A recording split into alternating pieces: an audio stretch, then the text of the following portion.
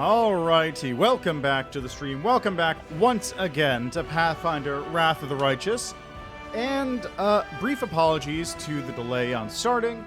So here's the deal, right? I got a bunch of ground beef stored in the freezer to make hamburgers with and such.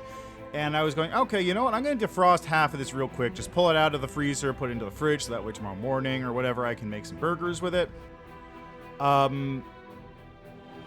I accidentally broke the bag that was holding, so I had to really quickly, perform surgery on it and reseal both halves with a bunch of, saran wrap. So that was... I just needed to do that before the meat got destroyed, effectively. Anyway.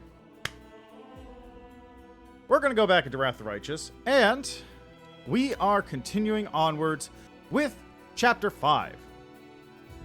Chapter 5 is now set, ready to rock.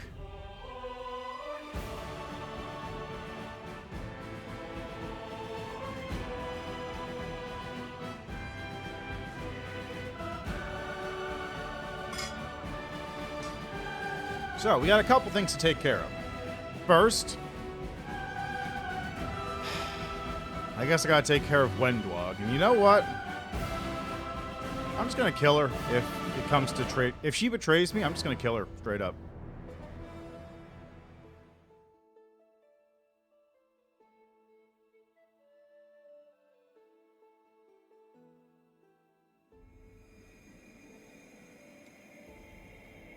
Anyway, let's see what we got going. I have Regel's side quest. Once I leave town. Is in order. Okay. Once I leave town, I'll be able to hit up.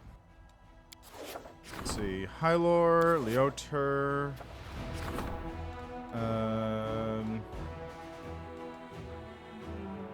looks like there's the Thieflings. Alright. Got decrees here. Yeah, why not? Feydemir's Burning Brand, augment that.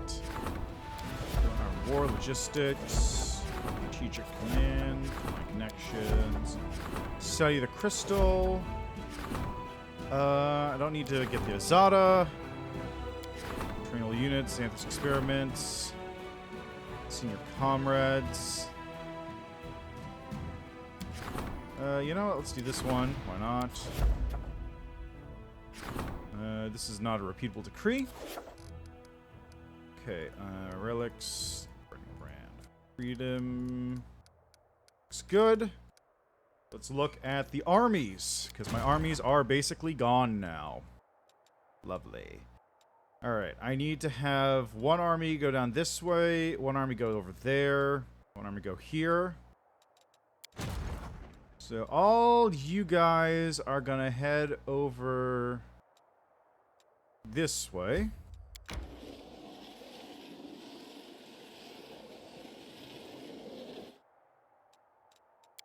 Okay, you guys are gonna head over to here.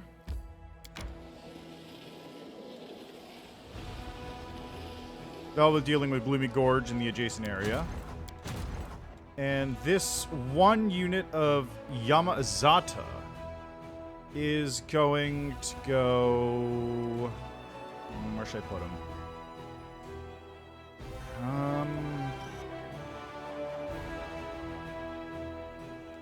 Guess I'll put him over in Treasonhome? In that area? I gotta recruit more units anyway.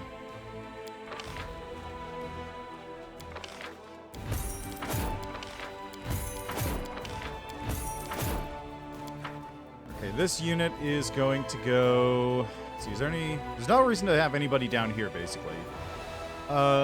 This direction is pretty much handled by the units I'm sending down this way. Treasonhome is getting the Yamazata. Gloomy Gorge. I'll push these guys over this direction as well. That will take care of this for the time being. Alright.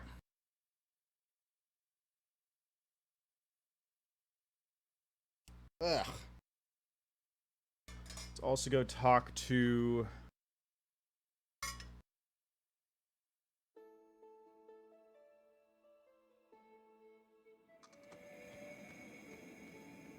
Let us be.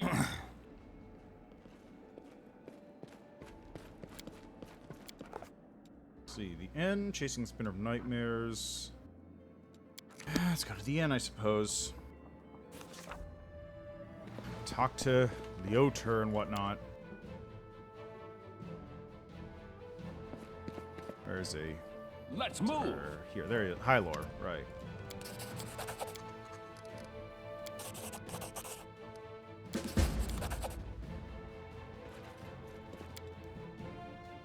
Okay, let's get a Hylor. Follow me. Have I talked to... What do you dream of? Vision of Ruchelet's dreams. Might as well take care of that as well.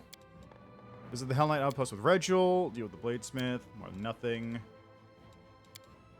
Gotta go see what the Free Crusaders are up to.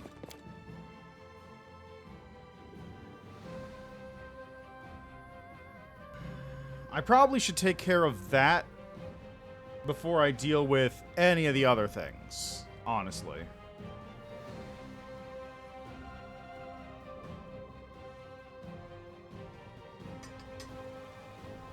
So I won't even talk to a Ruchelet just yet.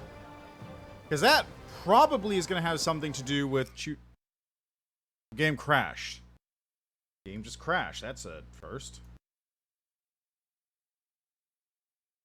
Okay, alright then. Let's do that again then. This is not a good start. This is not a great start.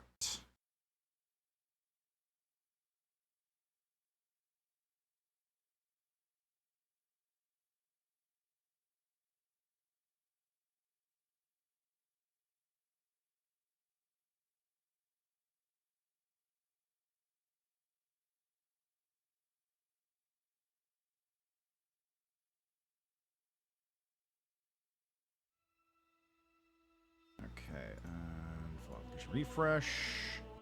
Move this over to borderless on display 2. Alright,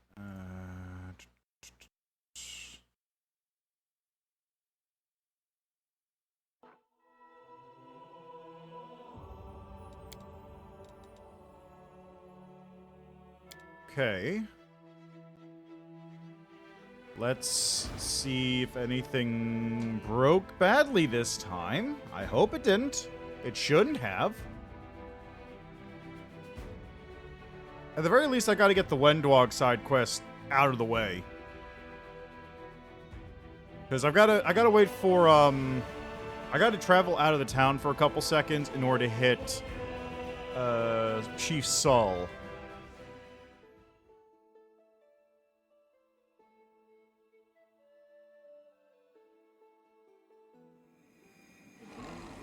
Let us be off. Yeah. You know what? Let's just go to... Okay, so let's go here. To the inn. Talk to Hylor again.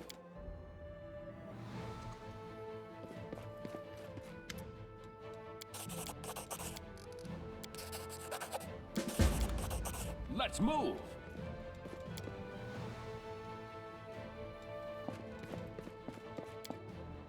Okay.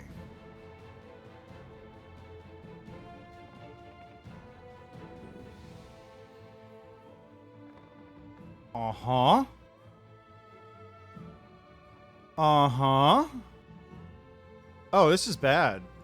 This is very bad. Wow, it just didn't even... Holy shit, okay. What the fuck? What the actual fuck?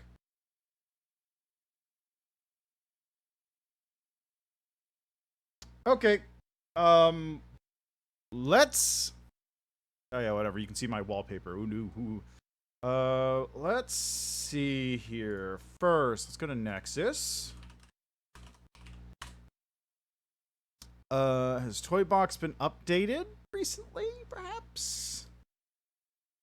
Files, most recent update.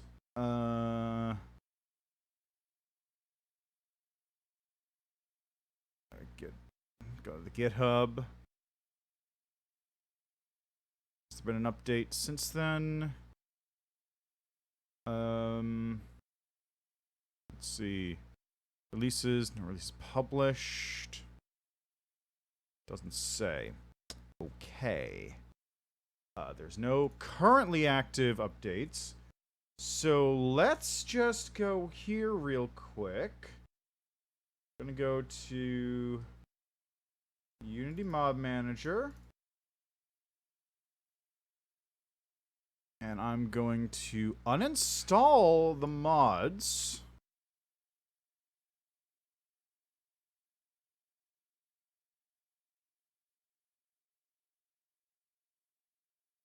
The mods are uninstalled, and we're going to see if doing this also crashes the game when I go talk to Hylor. Because if it does, then we might have a problem. I don't know. It might be... It's either Hylor or it's Dresden itself. If it's Dresden itself, then I don't know what to fucking do.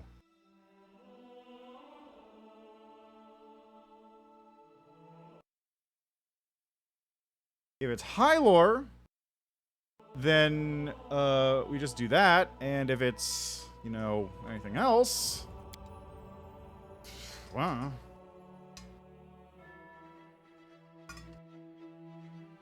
So whatever it was, the replication is to go talk to Hylor, give him the... pick up his quest, give him the Spin of Nightmares diary, and then try and exit to Dresden. Whatever it is, that is the problem. If it works with the mods uninstalled, then we know it's the mod's fault. One of those mods is the problem. If it doesn't work at all, then we have a bigger problem.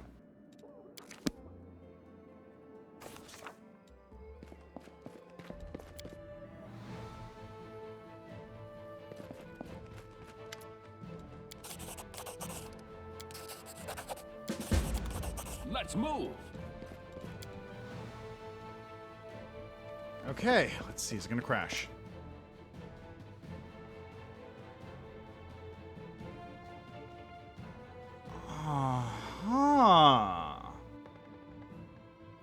Now that's interesting.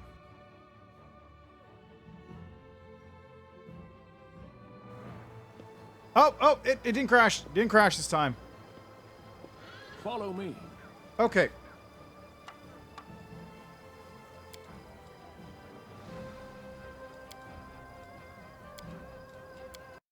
Okay, yeah. So let's do this again. Now, what we're going to do is I'm going to reinstall the mods.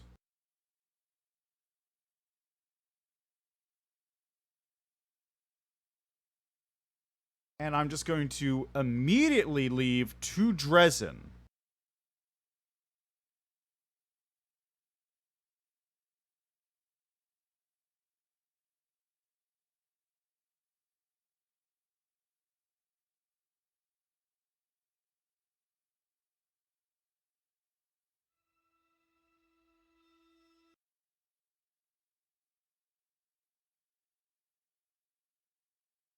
Okay, so let's see what happens when I do this. So mods are back installed. Continue. Let's immediately go to Dresden. Is it Hylor that's the problem? Or is it Dresden Azata with the mods? And also the question is, which mod? Is it Combat Relief? Or is it the cheap mod? I hope it's not Combat Relief, because I can deal with walking around everywhere. But Combat Relief is like the big one I want to have active at all times. Because that will speed up this entire section of the game by like 10 times. Let us be off.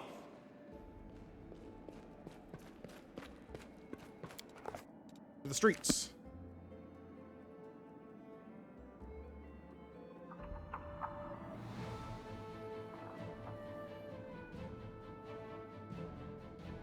Okay, so it's Dresden in general as an Azata. That's the problem. It also loads slow. Oh, nope. Weird. Okay. Let's move. So it's exclusively after picking up Hyler's quest that the problem happens.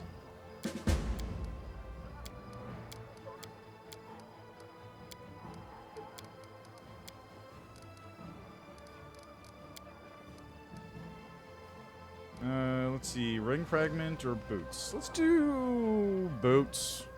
Let's see, boots once belonged to young Sarkarian warrior who never lived to see his prime. He lived decades ago and his name was Ironic. Let's see. Okay, I'll just read this one because I don't think I've actually read this one before. Ahem. Cracking his knuckles, the storyteller begins to mend the ancient boots. Light emanates from his hands as he works. He uses hide to patch up any holes and iron to reinforce the soles.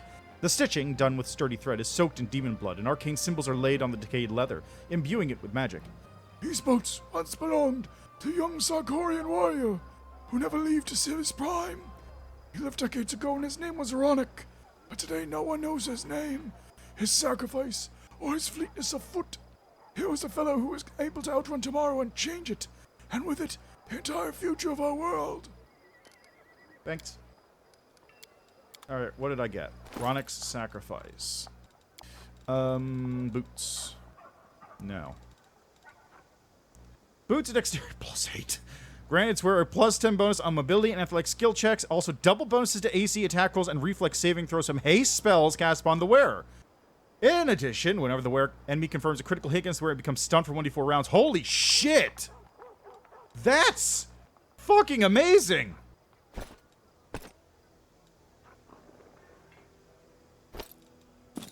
Yeah, fuck that belt. I don't need it anymore. I mean, I could use it for the strength bonus, but,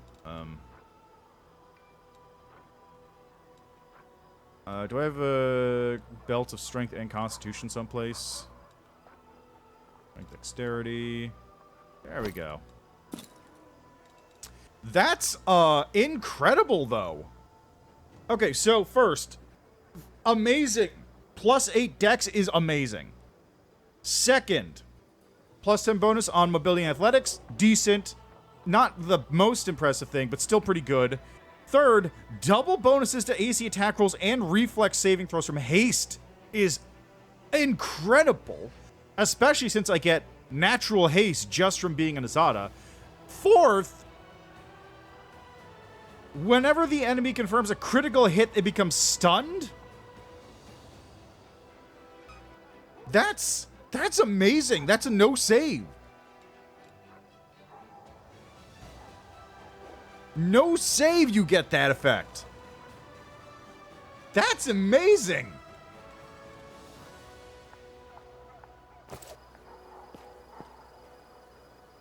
Follow me. That's just straight up incredible.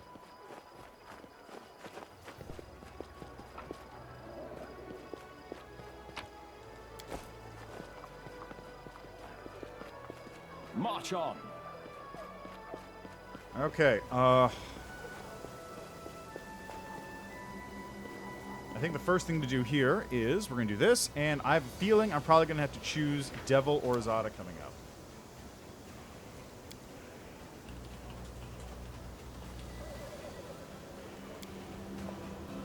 Just a funny feeling.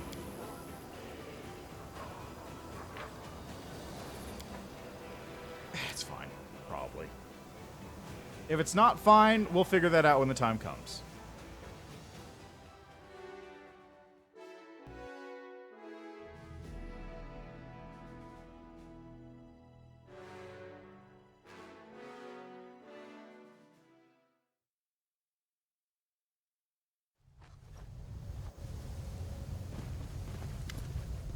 Joyful excitement reigns over the island. The Free Crusaders are busy with hundreds of things at once. You hear songs, merry scuffling, bursts of laughter, and toasts. Owlcat dances in place, humming a cheerful song. She seems to be composing it as she goes along, weaving in fragments she hears around her, and her song includes lines like, "Glory to the halflings," and "This venison stew is overcooked." Noticing you, she stops singing and cheerfully exclaims, "Commander Ivu, you're finally back!" Well now, where is everyone? Come quickly, gather around. I need to brag about how Sam Chudlowski and I punched all the nasty demons in their horned heads back in the abyss. Punching horn sounds like fun. Irving wants to hear. Is that the fucking Minotaur I saved in the Ivory Sanctum? Or in the Midnight Fane? Oh, I remember you. We saved you back in Midnight Fane. Your horns are pretty cute, but please don't gorm with them, even as a joke. Ivu sniffs the air. Ooh, look who's here! Dragonlings, the ones you helped hatch! And here I am, remember me? Charming mink straight from the abyss. I promised I'd find you, and I did. The fox stretches her muscles, satisfied. Good to see you, Commander. How are you? Is anything left of the abyss? We might want to go there once to blow off some steam, or twice. Just look at Ivu, she's grown so big. Commander, what are you feeding her? Can we have some too? Or maybe we should feed to Scaranthal and the Treants. Just imagine gigantic walking trees. They could carry entire detachments into battle. Alright, listen up, everyone. Sam Chalosky and I and all sorts of our friends went into the abyss. It was very scary and gross, and everyone was super mean. They wanted to lie to us, or trick us, or kill us and eat us. Some demons even kidnapped me. Sam Chalosky came and saved me. And then we defeated a whole bunch of the nasty demons and came back. We were very brave heroes. But don't forget the brave heroes also love sweets. A joyful clamor answers Ivu's speech. Aranka claps her hands. What an interesting story, Ivu. I'm so glad you're back. How have things been going? I don't know if you've heard, but after you left, we were kicked out of Dresden. I don't realize you were ever in Dresden. They said it was for our own good as well as for the common good. It was hard for the free crusaders to live among the unfree ones. Well, I don't know about our strict, well-trained paladin friends, but it definitely worked out best for us. We didn't have to look at their long faces anymore. Aranka snorts. Scaranthal's the tree, right? In your absence, dear Commander, we mastered a new tactic. We regularly hold joint military exercises with our allies, the halfling warriors. They charge from hidden positions in the crowns of our quickwoods. We're learning to pretend to be an ordinary grove so we can trap unsuspecting demons. That's actually pretty good. Hey, has anyone seen Early Sunset? Yes, he briefly stopped by. He said he needed to find you and that he'd come back after you returned. What an odd creature he is. He surely is. I wonder where he is and what he's up to. I bet my tail will meet him again. Wait, no, I don't want to lose my little tail. Did anything unusual happen? We all experienced a few minor quakes, but nothing serious. We all felt a surge of power and thought it must have something to do with you. Ilks and I conferred and decided it must have a special connection to you, much like Ivu. She grows with your power, and the island also changes because of it. I'm so happy. Now I gotta go. Sanchelovsky, wait! Aranka slaps herself in the forehead. I was so excited to be returned from the abyss, I forgot to tell you something important. We recently had a dream. A prophetic one, to be sure. In that dream, our island learned to fly. Not just hover or float, but true flight. It followed you like a dog on a leash. Not like a doggy, but like me, Ivu pouts. By the way, having your own little dragon is way better than having your own flying island. I don't know, the flying island's better. Having both an island and a dragon is even better, no? And it's very convenient, if you ask me.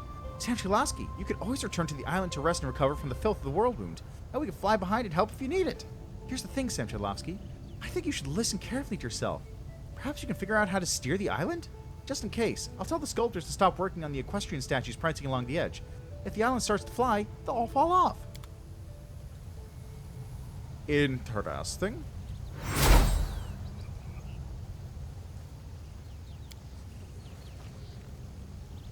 Interesting.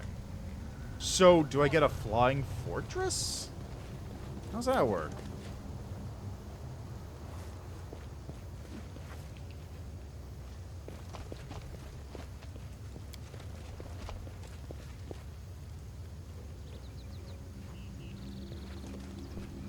Huh. There's some magical transmuting soil over there. Oh, there's a young woundworm. Dragons clearly recognize you and show their teeth in friendly grins. Right? Like, that's actually pretty cool. Also, hi, Erebos Gaming. How are you doing? Welcome to the stream. Let's see what that turns into, if anything. Nothing. Okay, how about this spoon? That turned into an edible thingamajig. Okay, I don't think I need to do anything with this transmuting ground anymore. But yeah, that's really actually quite interesting. Hey, how you guys doing? Anything going on here? Anything going on here? Nope. Let's move. Scal 5 knives with his bandits. But yeah, if I get to bring a whole bunch of people around with me on a flying fortress, so I never have to rest in the abyss. That's pretty sick. Let's see, charming minx.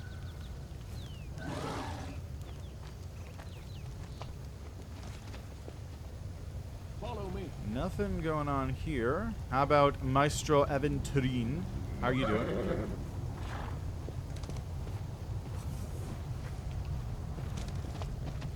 Wait, what? How did you not have anything about a flying fortress? Because, like, this is... Isn't that what the entire island is?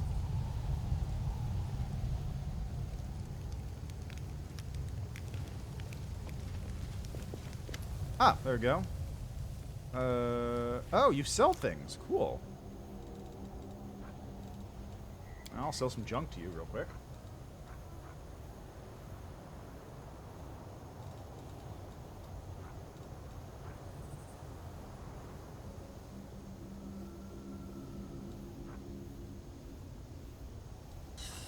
Those gloves aren't bad. Those gloves are not a bad idea either. Let me just name A to Z. Hold Iron Earthbreaker, Short Bow, Crystal Battle Axe, Crushing Birded, Onslaught, Falchion, Glaive, a Crossbow, Hope Crusher, Kukri, Sword, Longsword, Scimitar, Soul Shear, Spear, Vibrant Solver. Alright, we got Carnage. That would be impressive, because I thought that was like a major part of the Azada story. Like, if you can actually get through Azada without having the flying island, that's kind of crazy, honestly.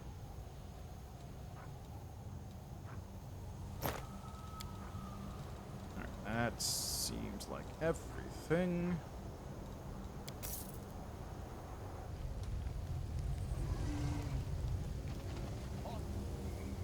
Like, did you actually go through Azada and not get the flying island? Like, through the entire thing?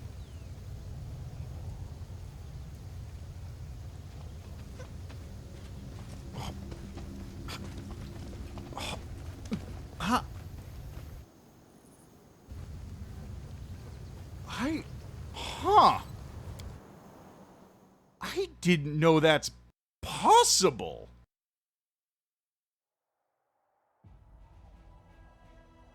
Well, that's interesting. Alright, let's see here, and... there he is. Huh. That's... wow. I guess that means there's even more stuff in the game than I thought. Like, I thought, generally speaking, all the major moments are kind of... Are you sure you wish to exhaust us?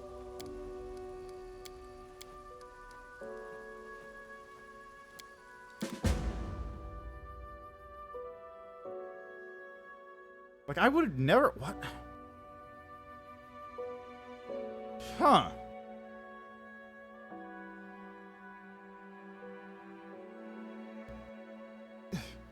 I guess that just goes to show how much stuff there is in this game if there's entire major moments that apparently are locked in.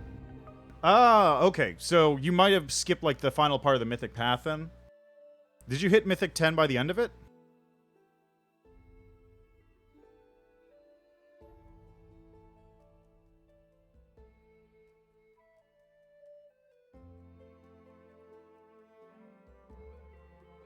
Okay, that explains it then. So you must have missed the final mythic thing in Act 3.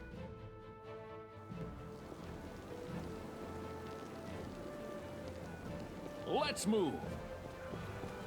Okay, let's see A rest is here. enough. How you doing, Sol?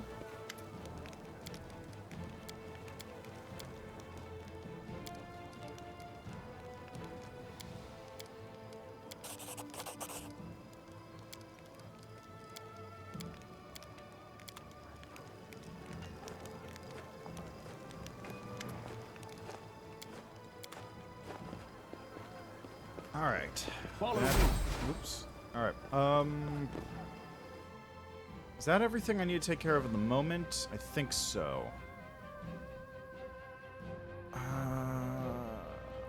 probably should also double check on me. Oh yeah, I know that feeling. I'm currently... What the why would you...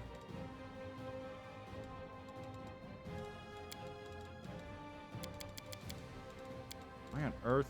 What is Trevor...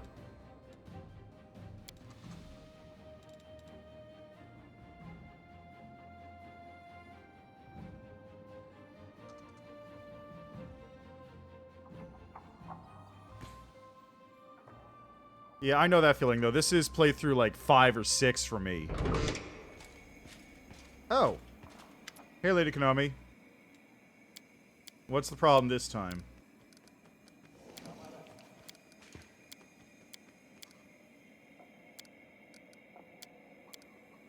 Let's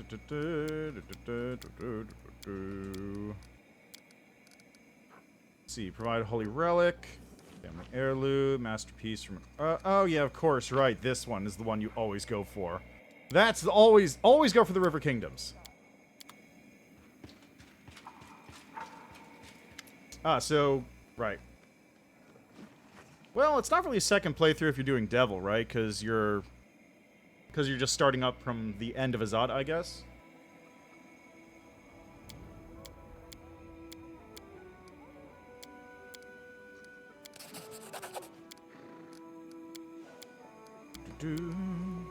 That's also why I'm kind of skipping through a lot of this dialogue, since I've already read all of it like 3 or 4 times.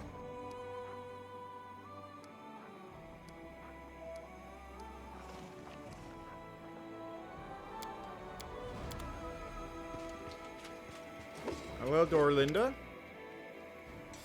Ah, well, not necessarily. You can do Devil from both Azada and Aeon. Aeon probably does have a better in for Devil than Azada does, because I haven't seen what the Azada in is, but Aeon does work. Also, Aeon is super cool.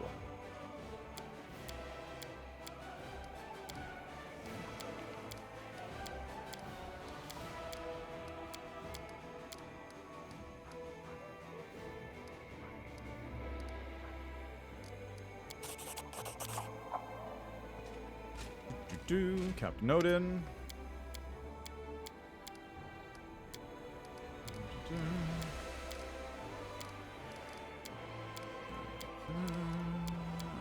We're gonna go with the assassins on this one. Not that it's really a big deal. Daggermark Poisoners Guild are pretty sick. Yeah, I've heard that, unfortunately, you don't get to keep Ivu. Yeah, Aeon is pretty cool, though. I'm gonna leave that for the time being. I'm just not gonna pick up Hylar's quest. Forget him. Anyway, Aeon is an excellent path. I think you're gonna really enjoy it. I'm not gonna spoil anything that happens, though, because it is so cool. Oh, good. The armies have already moved around. So I did save after I did that last time. Perfect. Okay, you continue on your way first. Also, let me just check something here. Toy box. Bag of tricks. Do I have... Okay, good. The things are still active. Perfect. Which is really just... allow achievements and expand dialogue. That's the only thing I have going. Okay, so I'm going to leave one unit here.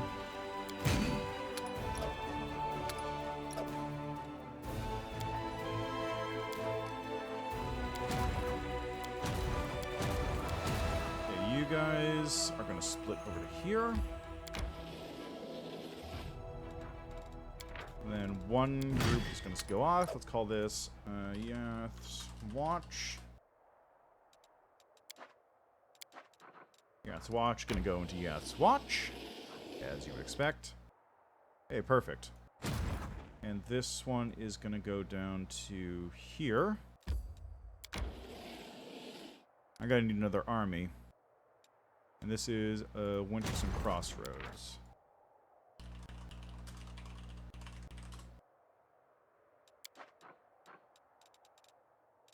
Okay, you move this way.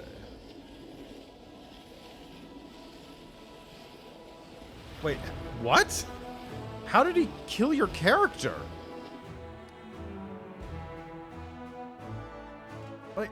Like how did you even do that? Was it like a mind control thing? Did he get mind controlled?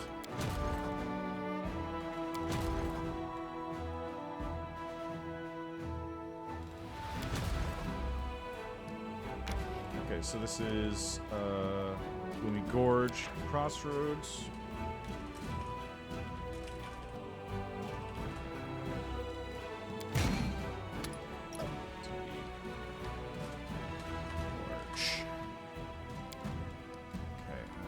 Gorge Crossroads, Gloomy Gorge.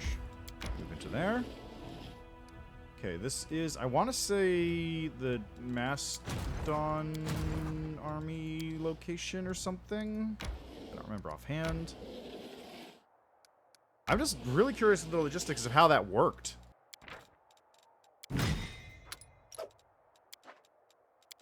Okay, you go. Power.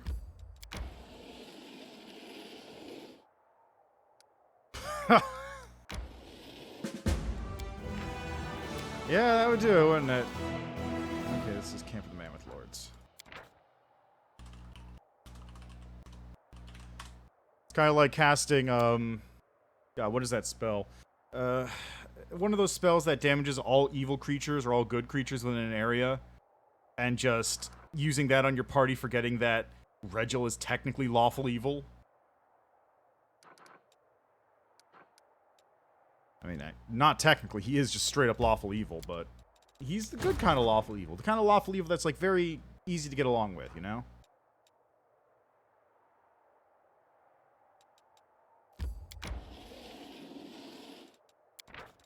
Let's split you up.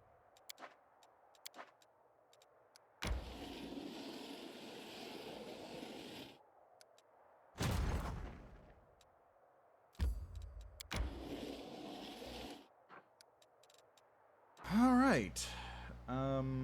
That's everything for the time being. Ah, that makes sense.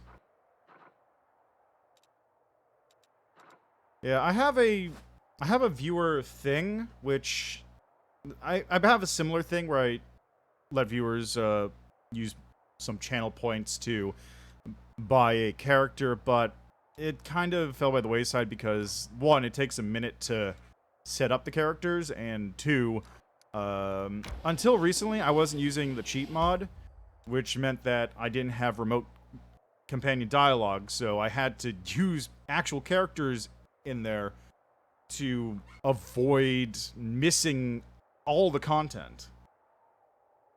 But with that mod, it makes things much easier. I don't have to worry about it.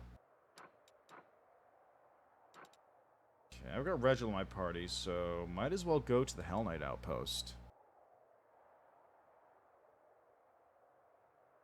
Let's just do this. And search and pick.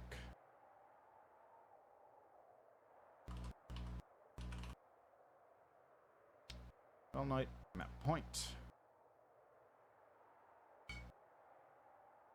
Oh, modding it? Very easy. So all you have to do is go to Nexus Mods and download the Unity Mod Manager. Just use that to... Okay, so what do you do exactly? So you download the Unity Mod Manager from Nexus Mods. You open it up. You select Game, Pathfinder Wrath of the Righteous. You select the location that the game is installed to, wherever Steam installed it. Then you install. Then you go... You push the actual button that installs the, like, mod updates and stuff. Then you go to the Mods tab and just drag and drop the zip files for whatever mods into there. It's very simple. Like, it is really easy.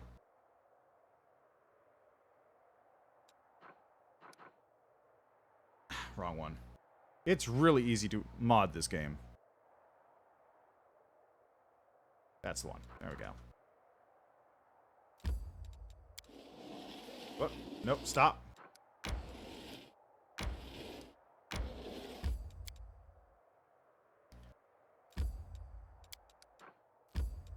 There we go. Yeah, definitely give it a shot, because... Like, okay, there's 2 mods that are useful. Toy Box is the, like, big cheat mod. It's very handy. The other one is... Combat... What was it? It's Combat, Combat Relief. Combat Relief is incredibly useful, because what it does is it allows you to skip all optional combat encounters on the map, and it allows you to skip any of the army combat.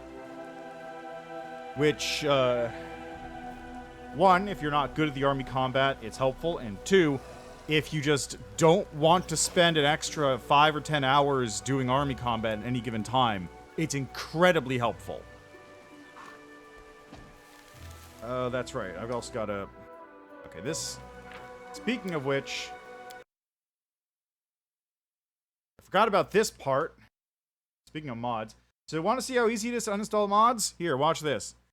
I open up the mod manager, I click uninstall, the mods are no longer installed. And I forgot I had to do this because this side quest specifically keeps breaking whenever I have mods installed. And it's really annoying. It's really annoying. So just for this quest, I need to uninstall the mod in order to get it working.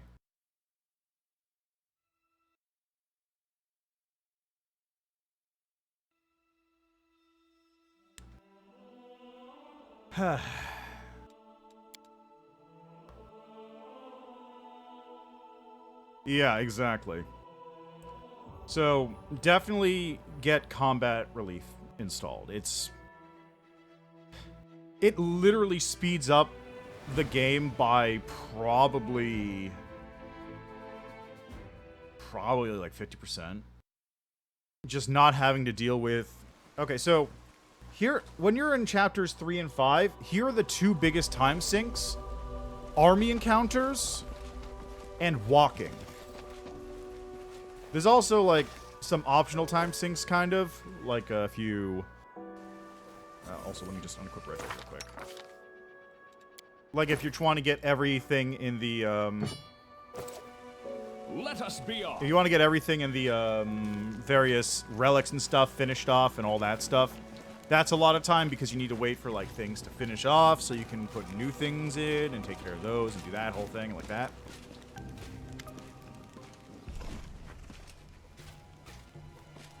That's all optional, though. That's just waiting if you want to wait. The army combat takes so much time to deal with. Because you have to get in there, you have to make sure you don't lose all your units, you have to build up your armies to a good amount, you have to constantly deal with new armies coming in and spawning and attacking you. Having combat relief just eliminates all of that. All that happens is when an army touches one of your armies, they instantly die. You instantly auto-complete, win the fight. You don't have to deal with anything. The second biggest time sink is travel time, like actual on-ground travel time, just because walking around is really slow on the world map. So what I've actually taken to doing is I've taken to teleporting myself to all the relevant locations on the world map. So if I want to just, if I want to hit up Chili Creek, I just go into the location list or the map point list in that mod and go, okay, I want to go to Suspicious Village, which is what Chili Creek is called in the code. And it'll just teleport me right there. Or I want to go to Hell Knights, and I just teleport right here. Or I want to go to Wendwog location. I teleport to Wendwog's quest location, that sort of thing. It's so much faster. Like, the amount of time I save by doing that compared to actually just walking may not be the most in any single instance, but overall, it saves me a lot of time. Let's see. You're going to put me on trial?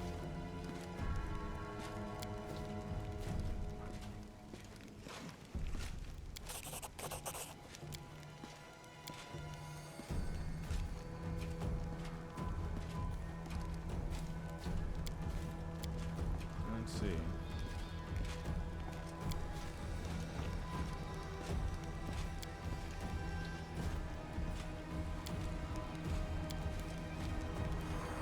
Yep, okay.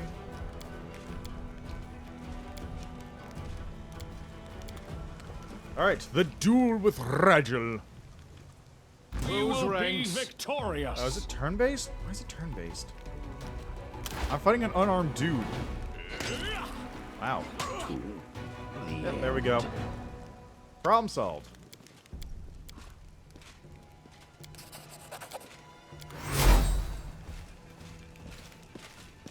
Alright. Regil, let's talk.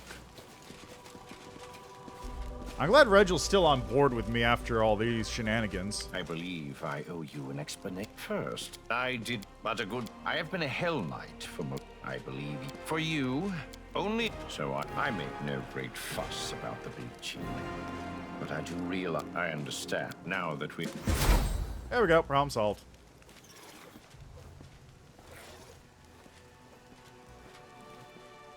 Really? Is it because you were playing an Azada, or just, like, in general? Because I love Regil. I think he's great. I think Wrecking Devil's the new one, right? Yeah, Wrecking Devil's the new one. Like, Regil is, hands down, probably my favorite character. Okay, yeah, that makes sense. Let's move. But, just, in general, Regil is, like, my favorite character in the game. Yeah, I get what you mean. I get what you mean. But, like... I played... Okay, how many paths? What was my first path? First path was Lich in the real playthrough. But I also played Trickster. I guess he didn't really care about Trickster that much. Well, the point where it came up didn't really... I guess the first time I really would have mattered was when I was a Lich. And Regil was, like, all up in that, and he really showed off, like... Regil's legitimately just trying to do the best thing for everybody. He's the kind of lawful evil that's just like, I don't like you, but I can appreciate what you're going for. Which, of course, doesn't play well with Azada and whatnot, but... I can appreciate him. I appreciate Regil. I love Regil. He's the best. He's so good. Also, the constant, like, and burn this one, too, when talking about Nenyo. Good times. Oh, right, the mods are uninstalled. Alright, now that Regil's dealt with, though, we can exit to desktop. And, really quickly, let's go here, and mods are reinstalled. Ta-da! Easy peasy.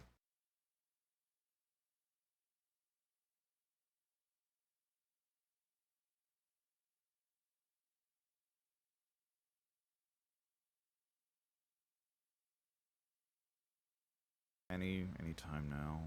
Any time now. Cordless on display 2. There we are.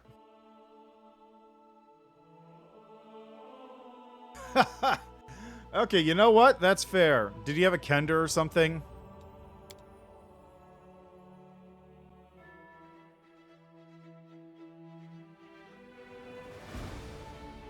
Like, I mean, halflings, 100%. I understand 100% not to trust halflings. Yeah, Kender problems, definitely.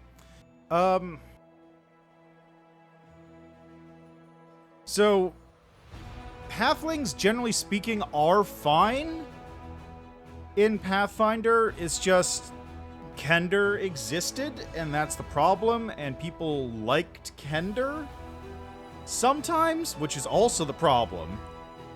Gnomes in Pathfinder are more of an actual problem, I feel like, because they're all about being quirky and funny, which is why Regil's great, because he is literally the exact opposite of that.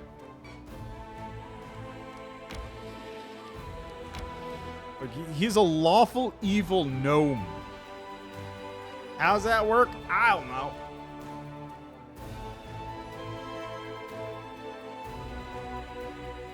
Alright, really don't know where to go, because the problem is...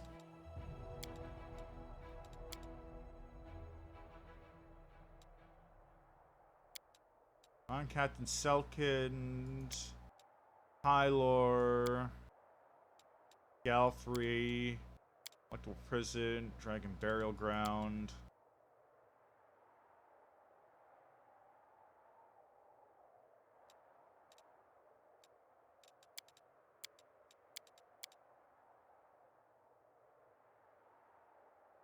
Yeah, I've got my own PHB too. I've got my 3.5 PHB over there on the shelf along with what I have. I got, hold on, I got the DMG, I think. What do I actually own?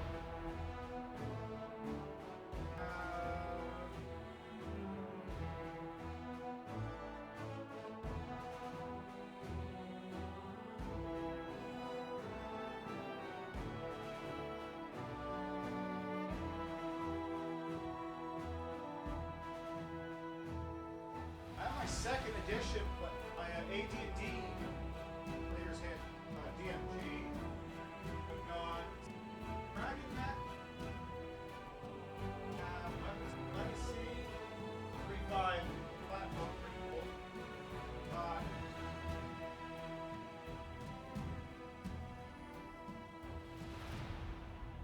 Got a DMG. I guess I don't own a PHP. I thought I owned a PHP. I guess I don't. I also have books for other games like Anima and Elite Dangerous and, of course, Pathfinder.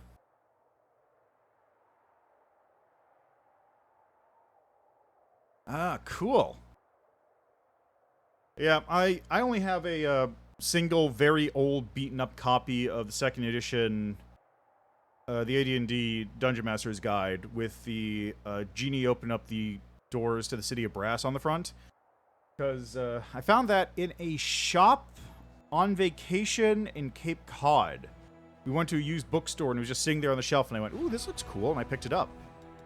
And it was a really cool thing to just like filter through and read through and take a look at all the stuff that's in there and realize that looking back at it now, how much of it is like just instant death.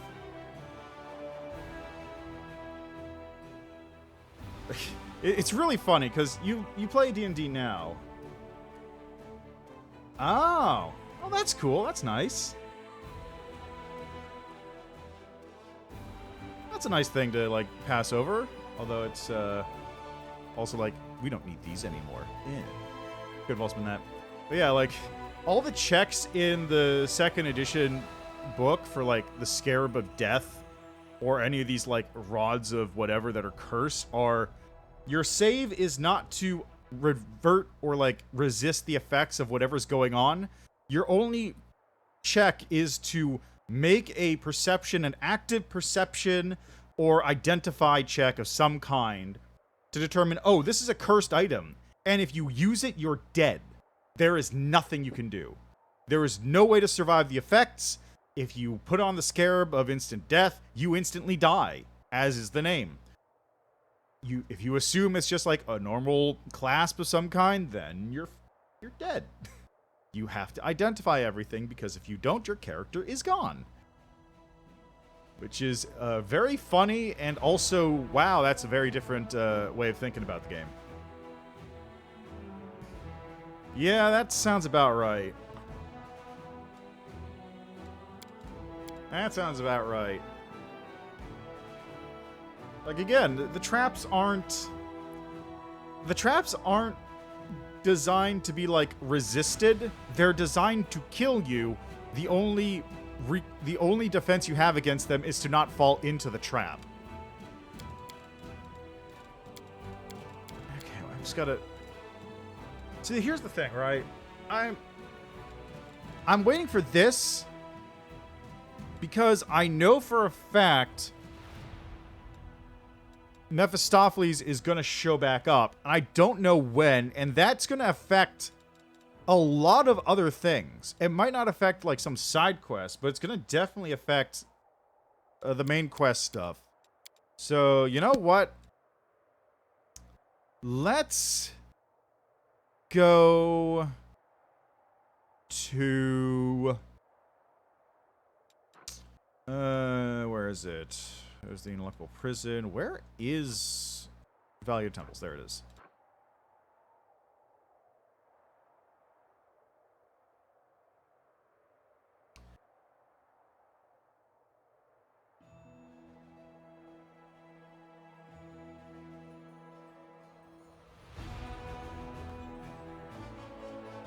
Didn't you... Okay.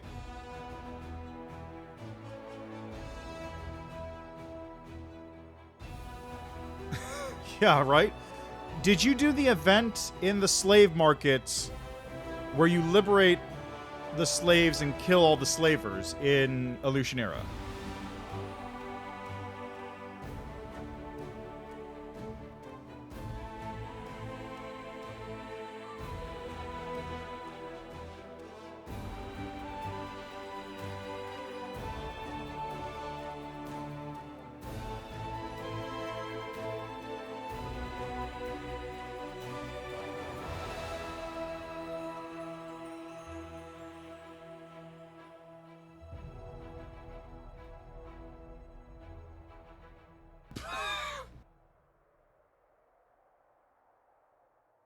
Wow, okay.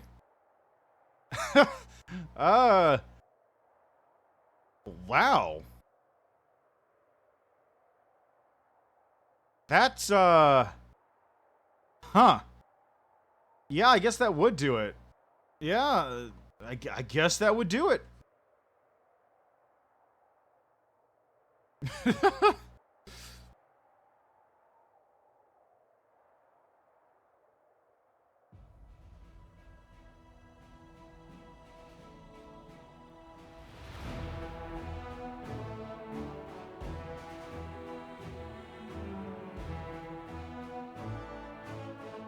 Huh. Yeah, huh. That's...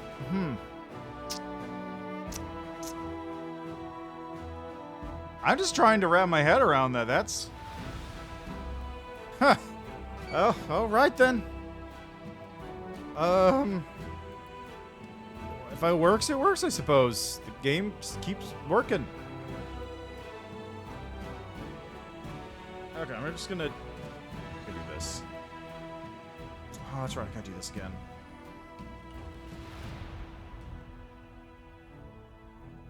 Alright, so what I'm gonna do is I'm gonna skip the line a little bit.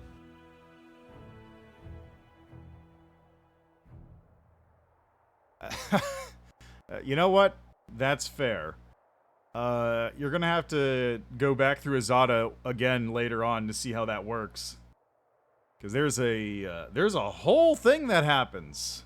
There's a lot that happens there. Okay, it's Sav Elec.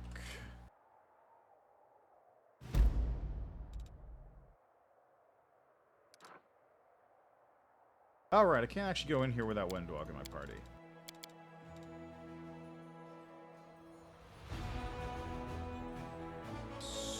Add Wendog.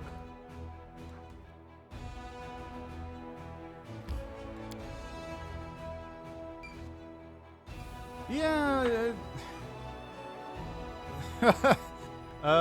So Act 5 is one of the quicker ones because, you know, assuming you don't spend time clearing everything out, it does feature just a lot of cleanup. So if you skipped a lot of content, you're gonna go through it much quicker than normal.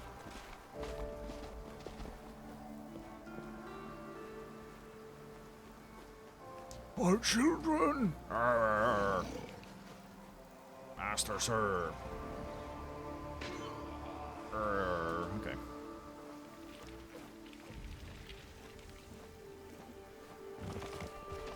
Karsakilith Kal, Master. He has Sav Malak has mythic power too. I am finished.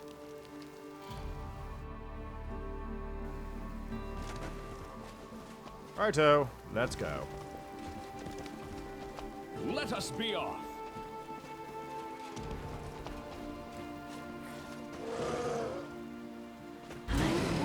Why is it turn-based mode?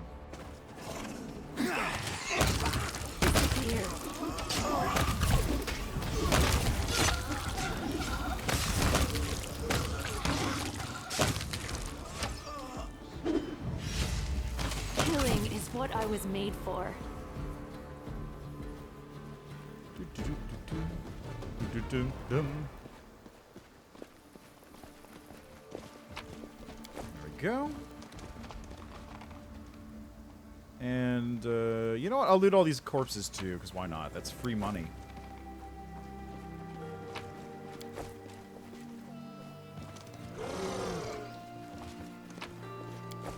Alright, time to see if Wendwog betrays me this time. I've been pretty good about it so far, I thought, but we'll see how this goes.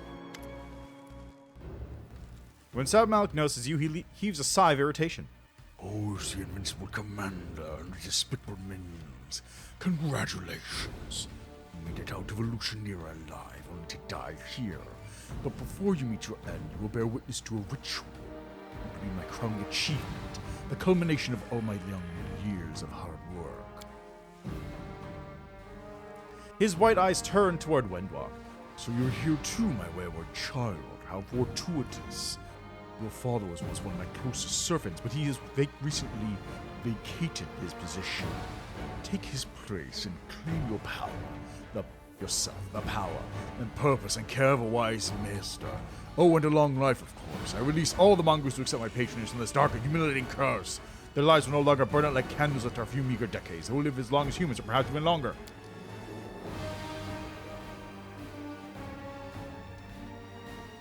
The huntress, who normally has a snide remark for every occasion, for once remains silent. She glares at the demon, her lips pressed together in a thin line. Saul reached Dresden and told me everything. Do you regret letting him go? He proved harder than I thought. The power of my blood shines through even in old wrecks like him. Yes, you're not easily destroyed. You made us tough and strong, Creator. How did you make the Mongols leave? I called to them. A low hiss escapes Wendwog's chief. I am their chief. Bring me the head of the so-called commander, and you will become a true chief. Savamalik's raucous laughter drowns out Wendwog's hiss of displeasure. How's your new ritual different? The difference is that all my children are now with me, and I have absolute power of their minds. You won't escape this time. Oh, don't worry, I'm not going anywhere. But you should have escaped while you still had the chance. The Mongols growl furiously, brandishing their weapons. You glance around at their scowling faces. Many of the Mongols are unfamiliar to you, but you recognize a few of them from Neathhole. Savamalik gives a low, throaty chuckle. I knew you were coming. I knew when, where, and what forced you to attack me. All this time I've been watching you. Through the eyes of one of your closest companions. My spy. The demon turns to Wendwog. My daughter, you performed your task well.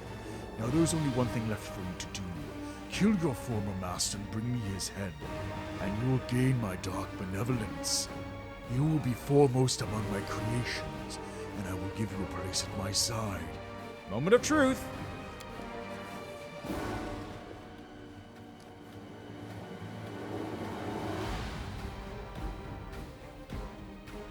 The huntress drops to one knee. I worship you, Savamalik. I admire your tactics and strategies. You press your advantage when you have the upper hand. But you're smart enough to cut your losses and retreat when things don't go your way. Your wisdom and cunning are undeniable. This is new. Did I do it? Wendwog, why would you listen to him? The demon destroyed your people. Why would you want to serve him? Did he destroy my people, or did he give them their best chance of survival? You will raise us up among all the mortals, won't you, Savamalik?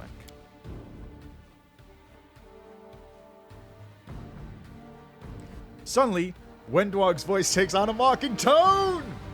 Indeed, your wisdom and cunning are undeniable, Savamalik. That's why I needed you to believe that your victory was certain.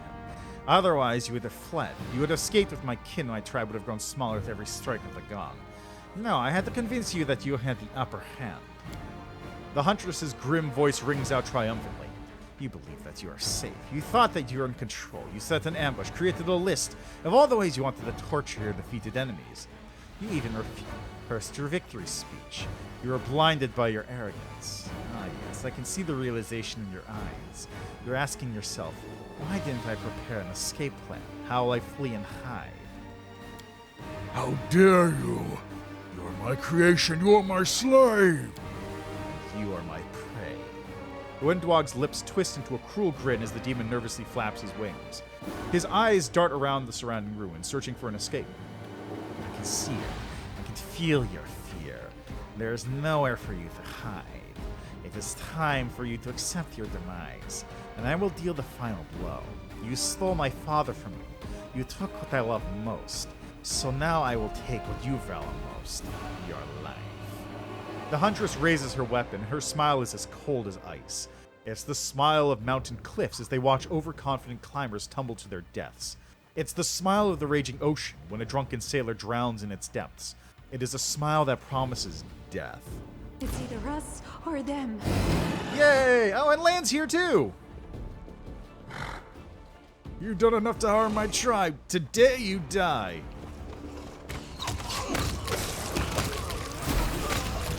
Go, Mr. Fred! Kill! I'm done with you. You thought we were your playthings. So, how does it feel to be stabbed to death by your little tin soldiers? We will no longer allow others to treat us with contempt and disrespect. We know what it is to feel pain, fear, and loneliness. We have suffered and bled. And now, we will choose our own fate. No one, not even our creator, can decide our destinies for us.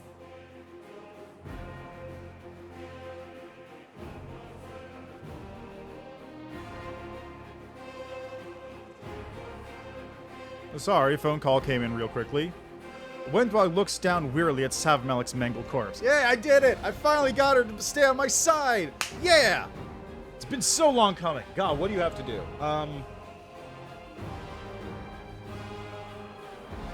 So what you have to do is you have to catch her when she's training a rebel army. You have to help her hide the book. You have to catch her in Savmelek's manor. And I don't know what else. I'm sure you have questions. Ask away, Master. I won't lie. Wendwag turns to you. Her voice is calm. So you informed Savmelek that I was coming? Yes, I did. And I told him many other things as well. Savmelek needed a spy in your inner circle. He promised me a place at his side. It took me a while to decide which side I should choose. But then, I chose you. You were more powerful, and I knew I could go further with you than I ever could with him. So, that's why I told him we were coming. The scum needed to think he had the upper hand. I didn't want him to run and hide.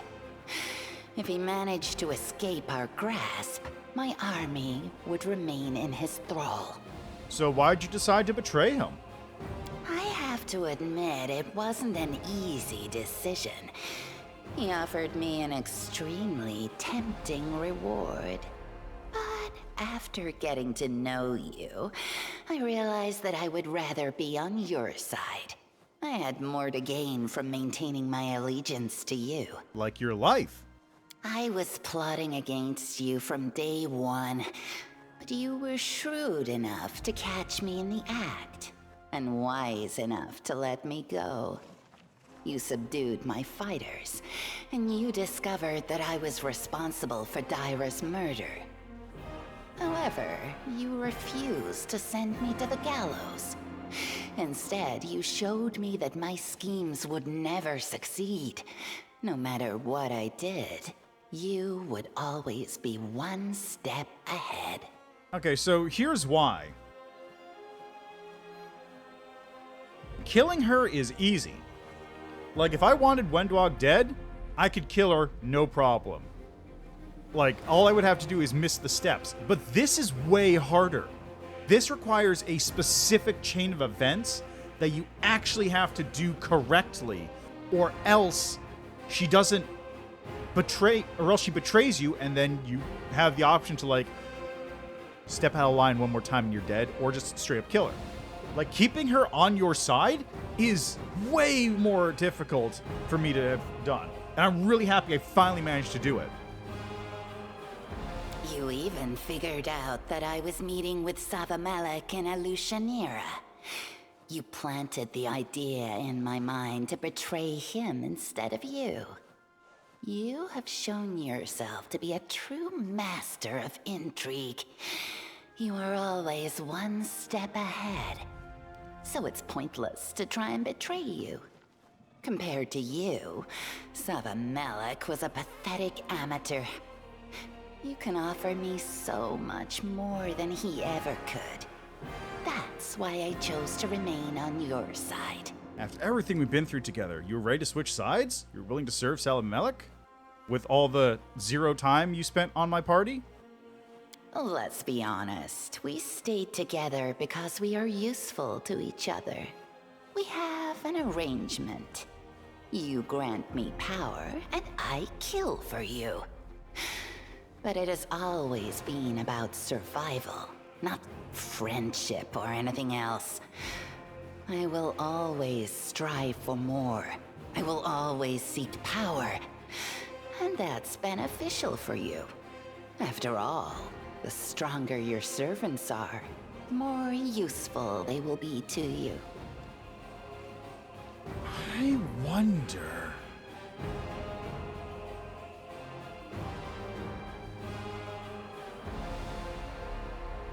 I doubt it.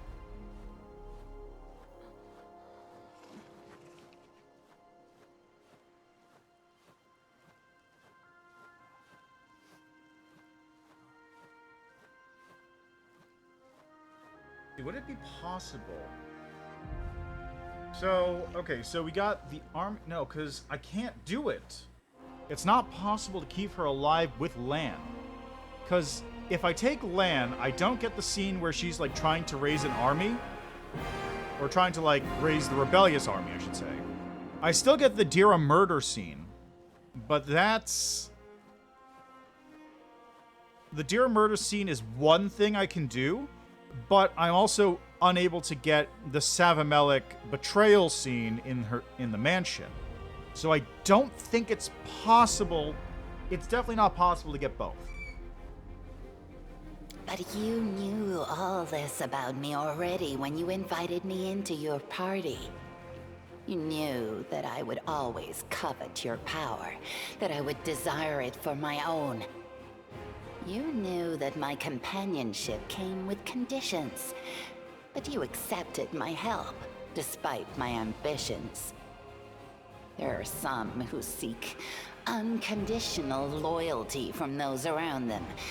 They surround themselves with mediocre servants, companions who are too afraid to dream of anything greater than a life of slavery and servitude. But you are different. First playthrough shows Lan and said Lan was better than her, and since then she's been creeped left and right. Yeah, well... Look, I'm not saying that the game can tell you what's going... The game reads your mind or listens to you, but I'm pretty sure it listens to you. Like, I have terrible rolls. I have terrible luck at any given point in time, so... in my case, if I said Wendwag was the best, Wendwag would probably miss everything and possibly even die to Lan in the combat when in Neathholm. So who knows? It's... Also, Lan is better with bows, but Wendwag is better for throwing weapons, because you can get more attacks out and you can theoretically crit using throwing axes. Or just bows, like... She's a fighter, so she has more feats. Lan just gets more attacks. It's a trade-off. They're not necessarily worse than the other, but Wendwag has more passive stuff. Lan has more active stuff. So what'll happen to the mongrels now that Savamelek is dead? I don't know, Master. Savamelek made us who we are, but now he's dead. And all his plots and plans are gone with him. We'll have to survive on our own now, without the protection of the shield maze. But we are no longer cursed with short lifespans, so who knows? Maybe Maybe we'll manage to claim a piece of land on the surface. Maybe we can settle there and create a kingdom of our own. After all, we are fighters. We are tough and strong, and we do what it takes to survive. We'll try to make a better life for ourselves, and if we fail, then at least we'll die fighting for our future. Well, you played your role perfectly. I hoped you would say that, Master. You know, all this Uplander stuff about honor and loyalty means nothing to me. It's all a bunch of nonsense. I follow those who are fortunate enough to be strong, because I want to survive and grow strong too.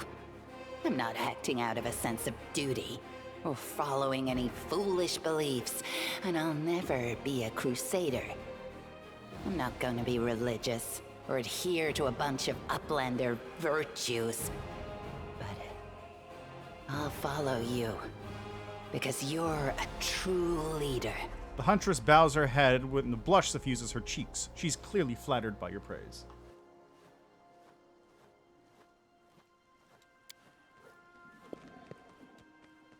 Thanks for helping us, Commander. We're going back to Dresden.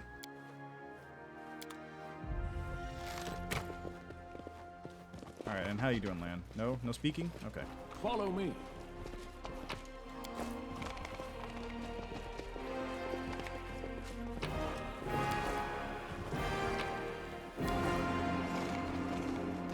March on. On second playthrough, experiment with the NPCs a little bit, so Wendwog started leveling up with Slayer. Slayer's not a bad pick either, since you can go into, you can get the sneak attack going on there, too.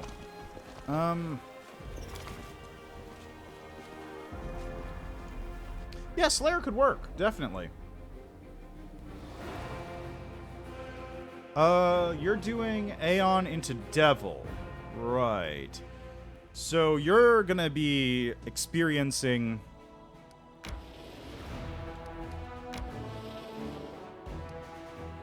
Yeah, Slayer is pretty good. But I was just thinking, like, since you're doing that... Also, I'm just gonna teleport into here real quick. And also, I'm gonna take Wendwog out of the party. Remove. There we go.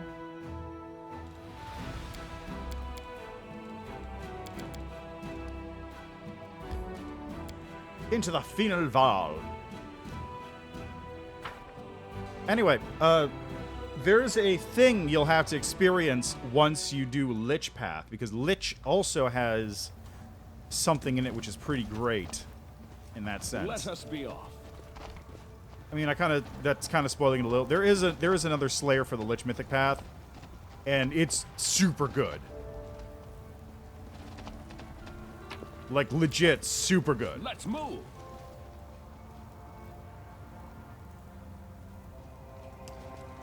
Slayer's honestly like a super strong class. I just never use it for whatever reason. I always go for Rogue because I need specific things Rogue has and or more sneak attack, and I just don't need the enhanced BAB as much. But Slayer's like really solid by itself. Alright, let's get out of here. Lich is fantastic. Like, I'm... In terms of all the mythic paths I've gone through so far, I would say... Have I been to all the locations yet? No. Which one am I missing? Legacy of the Ancients... Core of the Riddle, Final Veil... I'm missing... this is the Heart of Mystery, so which one am I missing? Forgotten Secrets.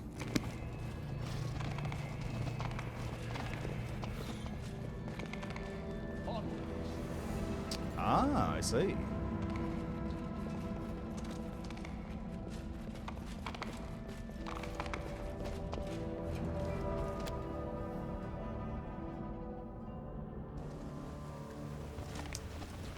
Yeah, like if I could take... If it wasn't... Okay. So there's 3 sneak attack classes, right? There's Rogue, Vivisectionist, Alchemist, and Slayer. unless I need Rogue and Vivisectionist specifically for something, Slayer is just straight up a better option. Ooh, yeah, that's pretty good too. Dragon Disciple, I feel like, is always in a weird place where it's either super good or just not worth the time.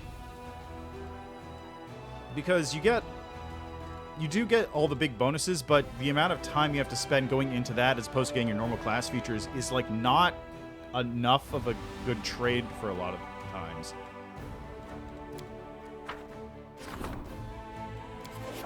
Like, if it was that good of a trade, everybody would do it.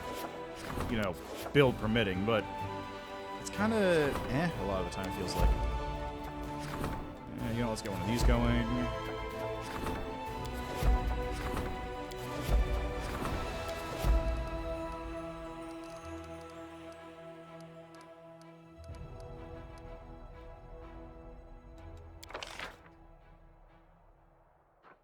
Yeah, everything's good there.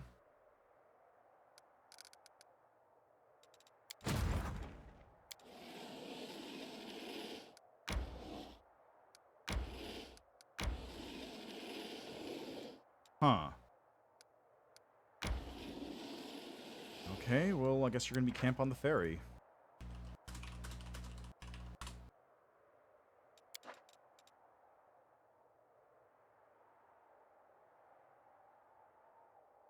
Yeah, makes sense.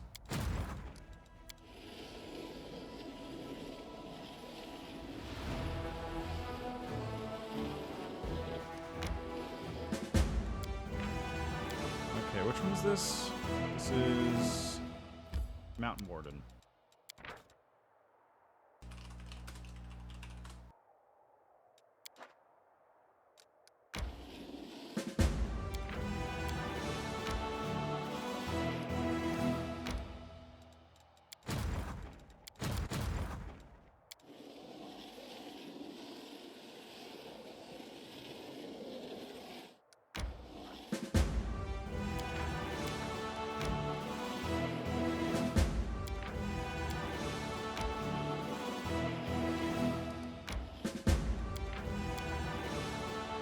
Is that Nemesis' Burning Brand again? Immunity to fire or bypass immunity to fire?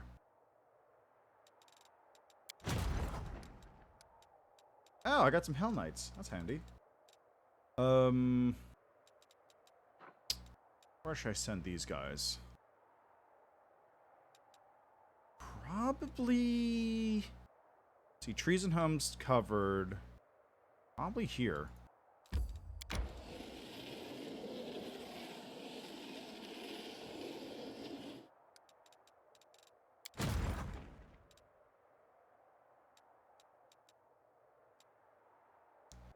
I'm also going to need another couple armies down this way to take care of that zone. It's fine, though.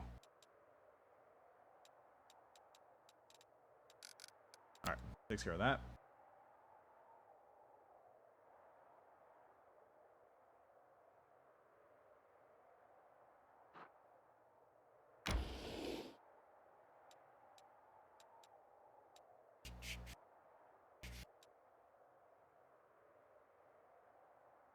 Oh!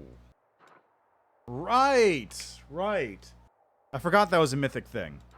I haven't used a sorcerer yet. So that's something I forgot about.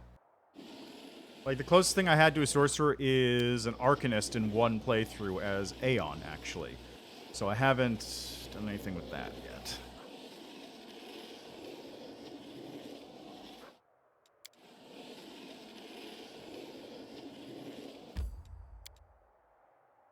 Alright, time to do this really annoying quest.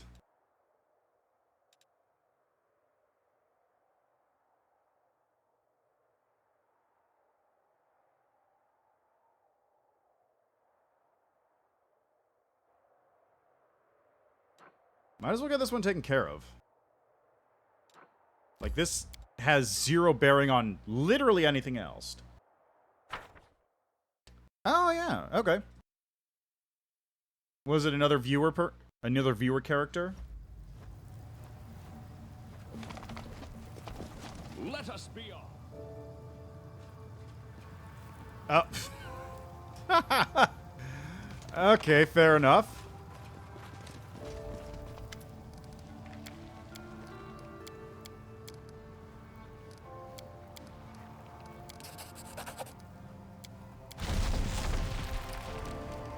Ah, okay. Have you done this quest yet? Let me just ask now before I continue forward.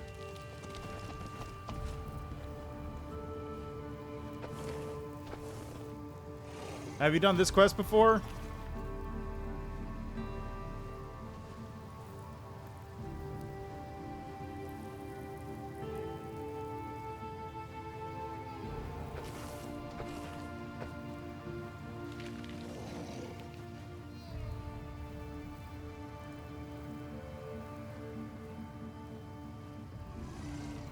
Okay, well...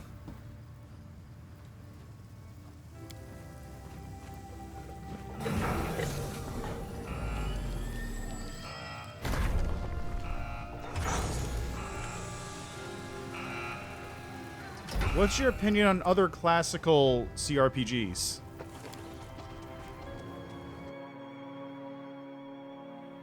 Oh, cool. Conan Exiles is one of those games that I always like. It looked neat, but also just didn't seem like it would fit any kind of itch I really had. Let's move.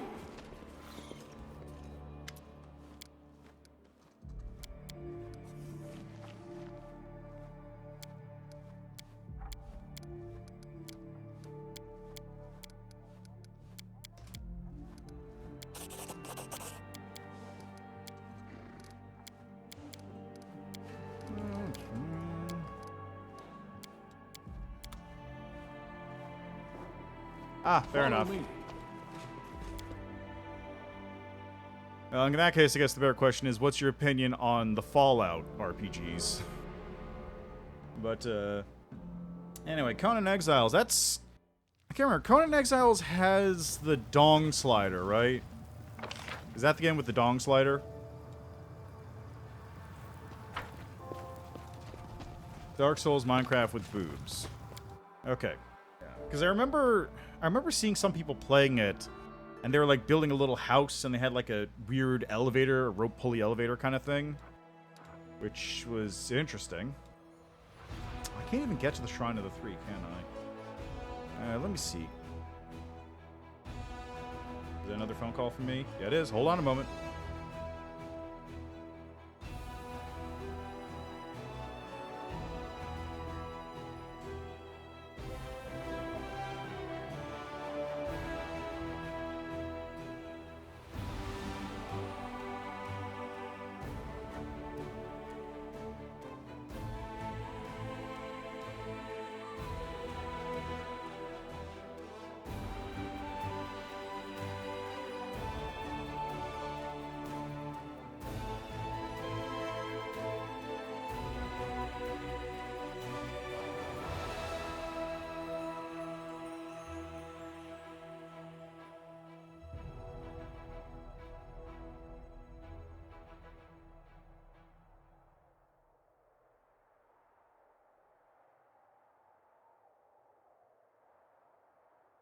Sorry about that. I got another phone call, which I didn't need to take, but I had to take, if you know what I mean. Okay.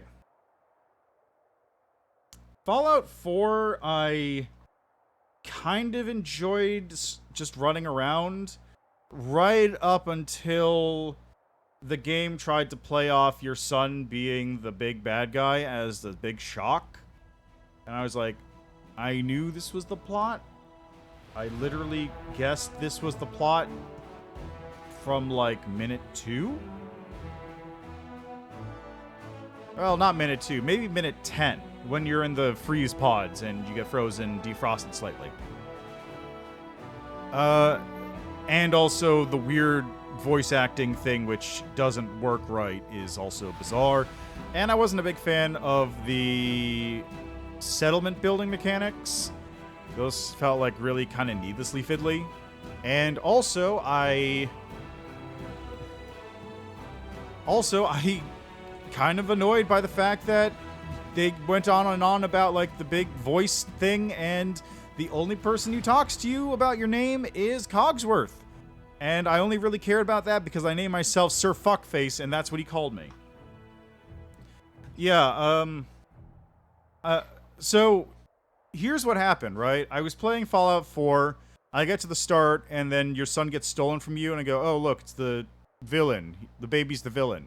I'm going to be frozen for another 30 years, and he's going to be the villain of the game. I wake up, and then the game starts feeding me all this false information about, like, oh no, your son you've actually only been asleep for, like, a month. And your son has been running around the wasteland with this dude, and like, no, he's not. Like, I don't know, like, what, is he like a robot too? Is that a robot son? And it turns out, yes, it was actually a robot son pretending to be your real son. And, your real son aged 30 years or whatever it was. And, like, I got to that point, and just like, I'm just kind of tired of this. The dialogue lines from my character also kind of really threw me off, because I liked Fallout 3. Fallout 3 was a fun game. I haven't played Fallout New Vegas all the way through. Also looks cool. I got up to, like, Novak, and that's about it. But Fallout 3, I played all the way through. I beat all of it. It was a fun time. Even if it does kind of have some weird story bits. See, there's the other thing. I don't like Skyrim, honestly. Okay, so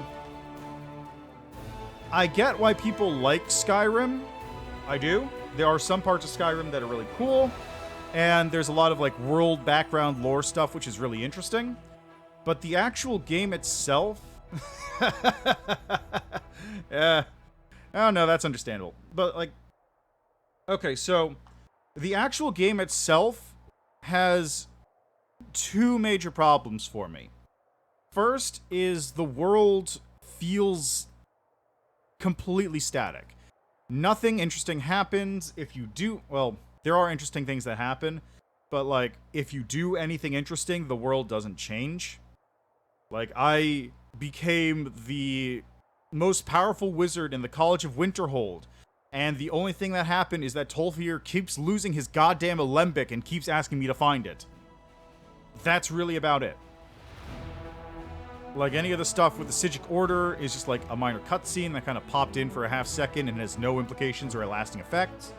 Punching that guy out, also fighting that guy in the room with the Eye of Magnus just was like me running around punching him for like 5 minutes while he tried to cast Lightning Bolt and failed. Incidentally, did you know that the Eye of Magnus is actually a mining AI from the distant future that fell into a time portal?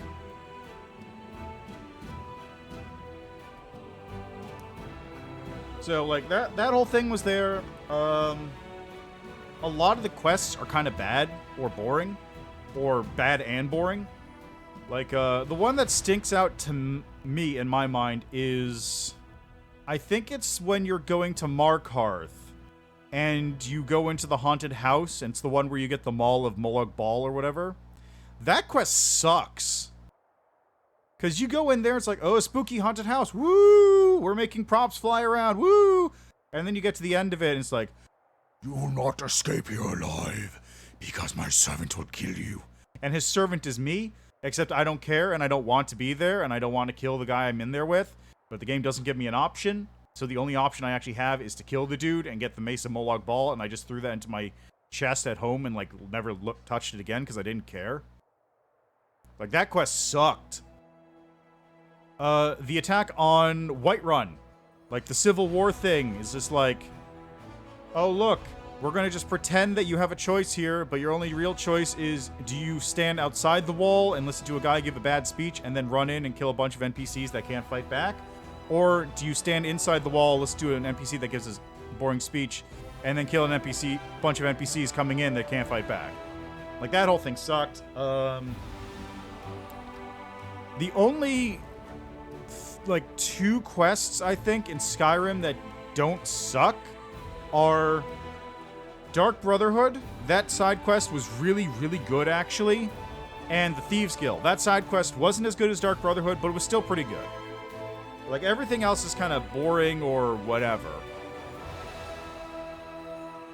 And then, of course, there's There's a lot of room for improvement. There's like a lot of the immersive stuff where you're just running around the world, like enjoying the environment. That's fine, but it kind of wears thin after a while because a lot of the stuff is just like, oh look, I'm gonna run to this new place. It's more of the same bandits I fought for the last 30 minutes, but now they're slightly higher level.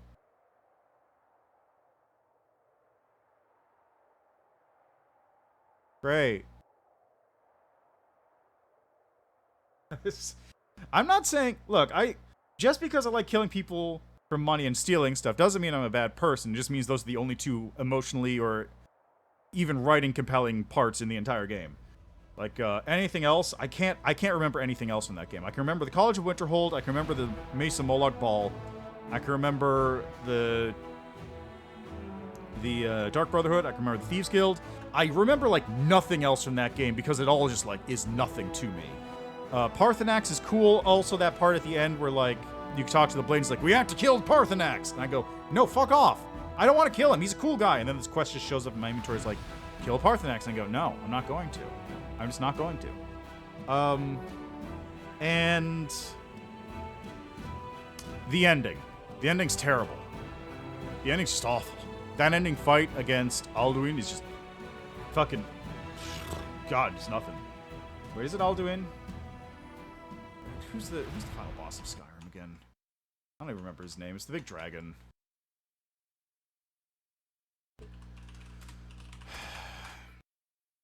It is Alduin.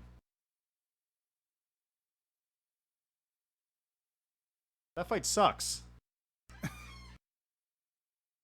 It's like, it's really boring. You just stand there and wait for like a bunch of guys to go, okay, we're going to do the thing now. 3, 2, 1. Do the thing. And then you do the thing, and then you smack him a bunch, and then he dies. Like, it's really not a good fight. I remember seeing a mod which, like, supposedly made it way more interesting, where you actually get devoured by Alduin, and then you have to fight through all the Karkas that he's eaten previously. And that's, like, cool. And then you have to do, like, a big fight where you're on his back, stabbing his weak points, and, like, that sounds interesting. And what we actually get is it's just a dragon. Just like the other 100 or so dragons I've killed previously. Slightly more health. And has a special thing I have to do to get to it. And that's about it.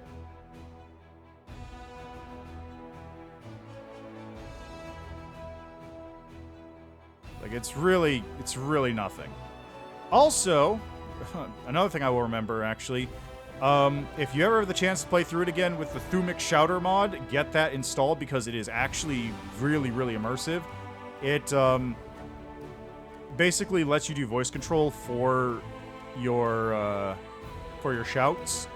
And it just adds a little something to it, where instead of doing the shout by pressing Z or whatever, you do the shout by actually doing, like, Wuld Nakest, and you do, like, the dash, or Fus Roda, and you yeet people off a ledge, or Yoltol Shul to do fire breath, or whatever. Also, actually, it makes it, like, because you actually, like, learn the shouts as opposed to just, you know, sitting there and just going, oh yeah, they made the noise, that does the thing, ha ha ha. Like, I actually learned those shouts. I actually know that Yoltul Shul is fire breath. Odaving is the name of the dragon that you capture. Fus Roda, everyone knows. Wildnakest is the dash. And those are the only ones I remember, because those are the only ones I ever wound up using for any reason. There's a time slow one, but I couldn't remember what it's called off the top of my head. Yeah, pretty much. Like, that mod is fantastic. If you ever have the option to play through it again with that mod, do it. It's really good.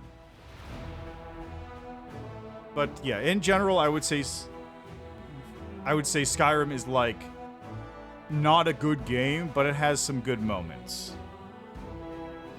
Like, if you cut out all the fat, it would be like a 6, which is just, like, mostly 4 with a couple 8 moments in it. But because of all the extra stuff in there that just, like, pads it out, it's just nothing. I beat that game 100%. I spent, like, 100 hours in that game. I cleared every single quest in that game. I can remember none of it, except for the stuff that's really good or really bad. And the shouts. Like, that's my opinion on Skyrim. Anyway, Fallout 3, I actually remember way less about, but also that's because I played Fallout 3 when it came out in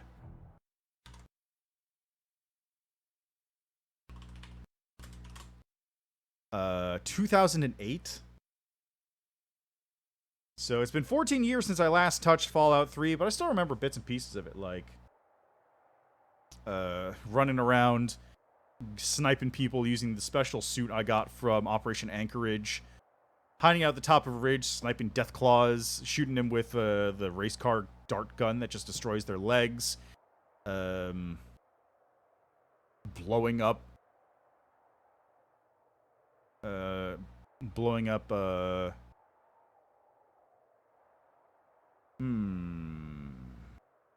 I can't remember what that place is called anymore. It's not Nuketown. It's the starter town. But you get to go in that tower and blow it up. And then, of course, there's a little lamplight with a bunch of kids who are swearing and everything. I'll have to take a look at that. That does sound interesting. Anyway, that's completely separate to anything that's going on here. Let's go to... no. Is it... Temple... That's the Temple of Delamere. Is it... 3? Shrine of the Three. There we go. Problem solved. I have to do it this way because I can't go around because I haven't got my armies into position to take out the fortresses yet.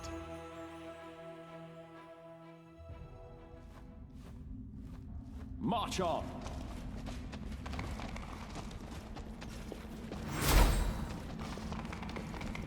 Okay, so we also are just going to mount. We will win this war.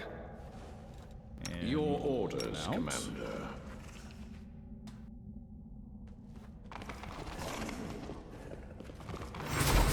Alright, hello. Again.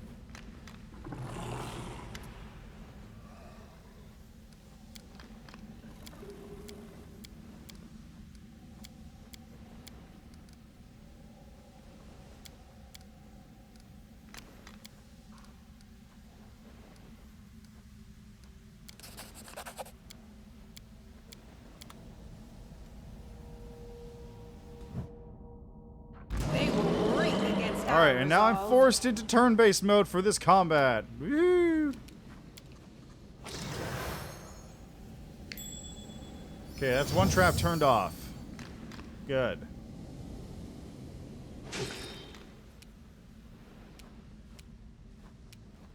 Out of my sight. I will resist. Okay, Regil. Let's get you over to here. Retreat is not an option. It's a trap, that's annoying. I mean, okay, so...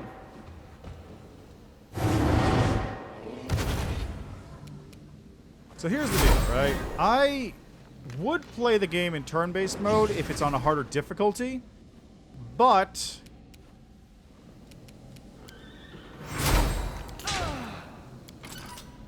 There we go. Turned off. Anyway, so the first time through, I basically did play the entire game on turn-based mode because of the difficulty from having to deal with it on core. But because I'm currently doing it on story difficulty, because I don't want to spend the next 3 years playing the game, I have opted to... Okay, where do I want to go? Probably over to here.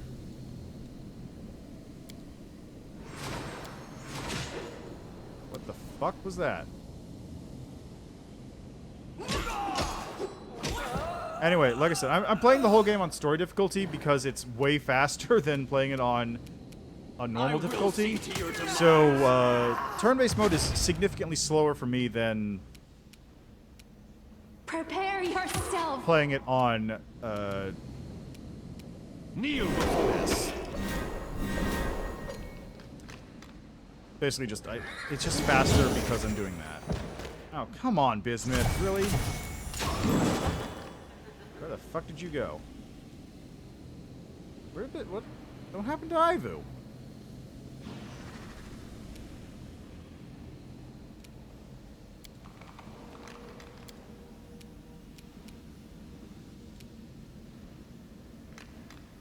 Sela? There we go. Yeah, that's fair. But when you're playing on story difficulty, if your characters are built fairly competently, you can just do whatever, really.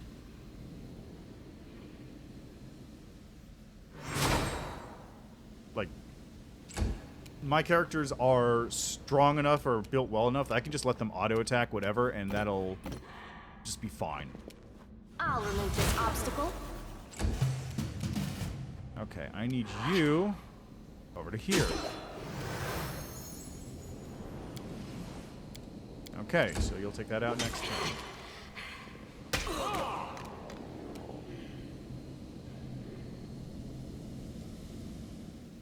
Darren does whatever. You can do whatever. Desna, guide my hand. Okay, Regil, can you... Are there any other things I can grab? There's a lever there, which Ivu might be able to grab. Okay, Sanchalovsky's taking that one out. Care of that one.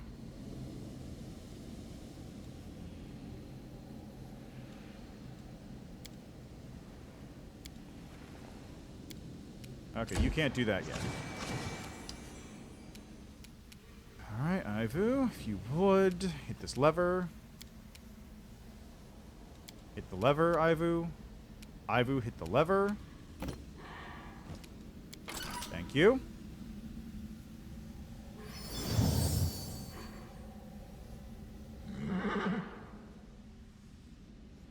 That's all Ivu can do. Bismuth is on the ground. Alright, well, thanks for stopping by. Enjoy the rest of your day. And a new follower. Thank you for the follow. But yeah, feel free to drop in whatever. And if you want to watch more of what happened today, there's VODs that I put up on YouTube a couple days afterwards. So feel free to catch up on that if you want. Now the question is, where's... Okay, so last one is over there. And that is the thing Regil's going to deactivate. So let's just move you over here. Alright, good. You disable that one.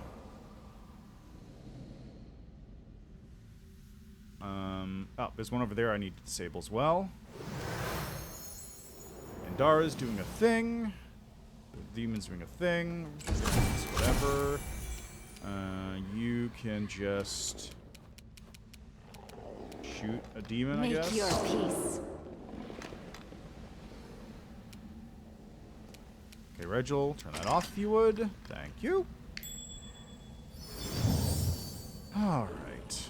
Is there anything left? I don't know. This one's mine. Did he just unequip himself?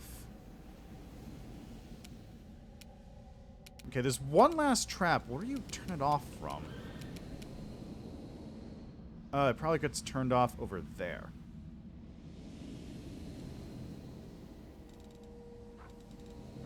So let's just go here.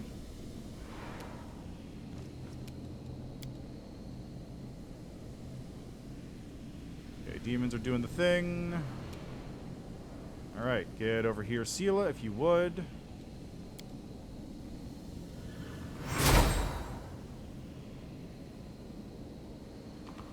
And do the thing. No. No. Oh, okay. How about there? There we go. I think that's all of them. 1, 2, 3. Yep, good.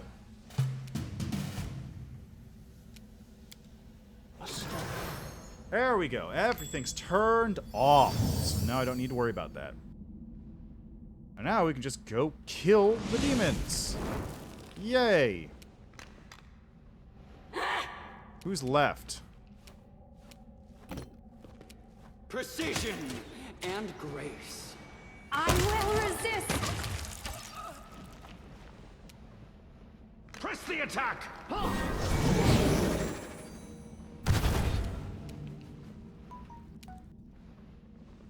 Alright, Ivy, get over here. Let's go.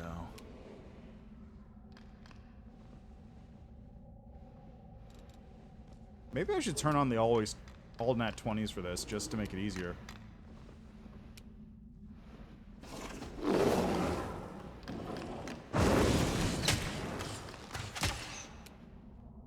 More of them are showing up. Glory without risk! Alright, let's do this. Rage up. We won't falter!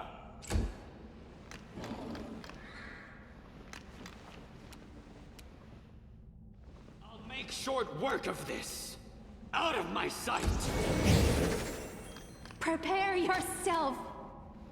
And wait now. Okay, Regil, have fun. Retreat is not an option!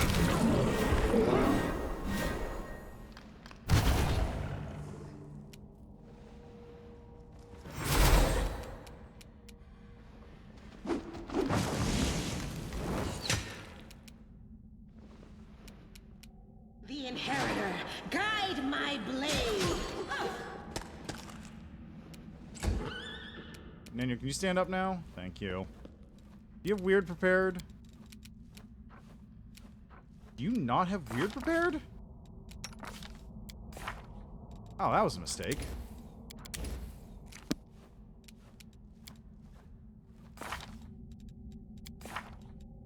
Wait, what? What can I put on weird? What match can I put on weird? It's a 9th level spell. Extend? Yeah, why not?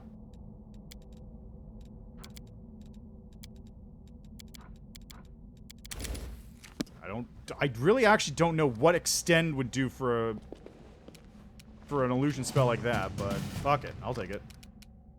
Strike with all your might! Alright, now we wait. I will see to your demise! Desna, guide my hand!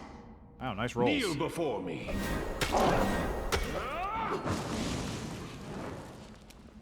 Alright, let's go here. The light, take you! Alright, can I cast... Nope, too far. We can do it! Precision and grace. Is that the last one? I think so. Make your peace. I will resist! This one's mine!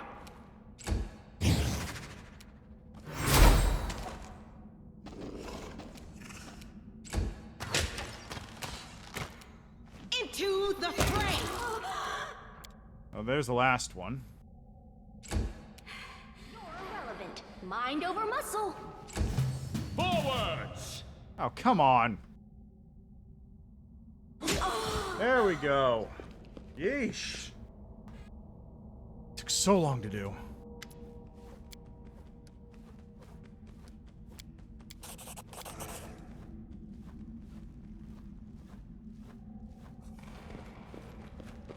Like, it's not even the fact that I'm doing it in turn-based mode, it's the fact that I'm doing it in turn-based mode in this, like, weird-ass room. That's the main problem here. If it wasn't in this weird room with all these walls in the way and all these, like, barriers that are preventing you from moving around freely, this wouldn't be a problem.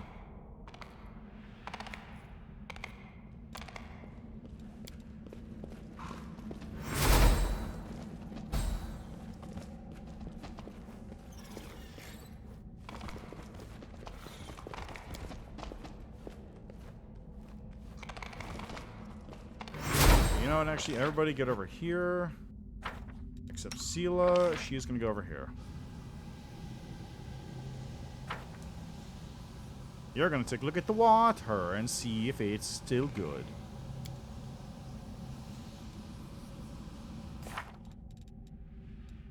Okay, yeah. Time to go talk to the Lead farmer. on.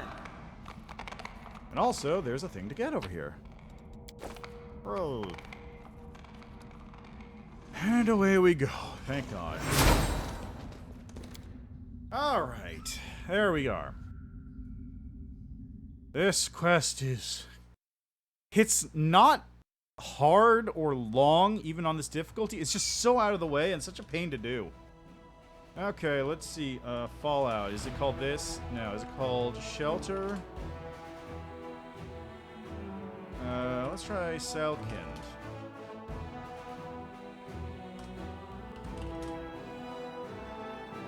How about Vault?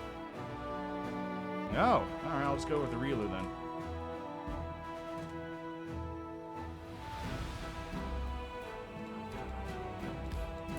Talk to the Froman.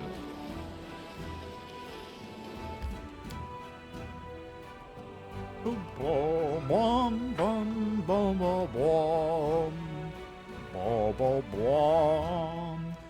boom, boom, boom, boom, bum, bum, ba-da-da-dum, bum. To the Minshaft.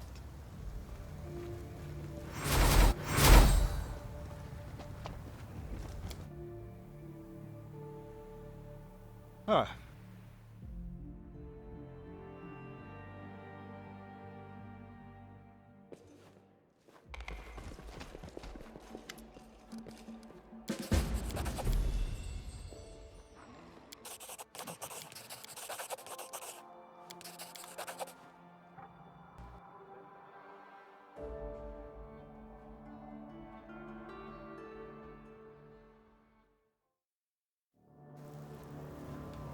Alright, and good. That quest is done.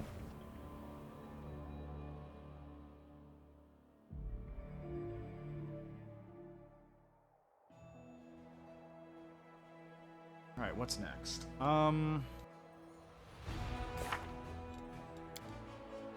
Jurna and Kachili Creek, Dragon Burial Ground, entrance to the Ineluctable Prison, Galfrey, Hylor, Mutasifin.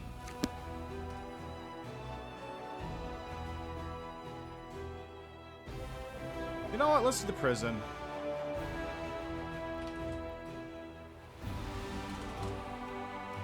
Is that even...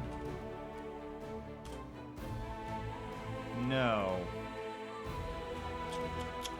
I don't actually know what the Ineluctable Prison locations are. I don't know what they're called. And that one's locked off currently. I could get there via the city, but it's not the best location.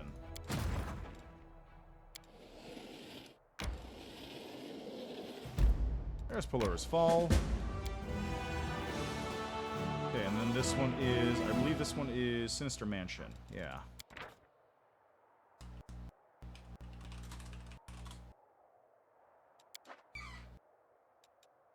I could go take care of Polaris Fall right now. That might not be the worst idea either.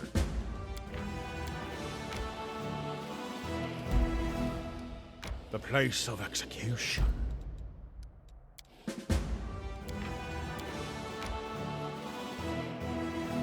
I wonder if that desolate thicket has anything in it. I've never seen anything happen there, but I wonder if there is something that does.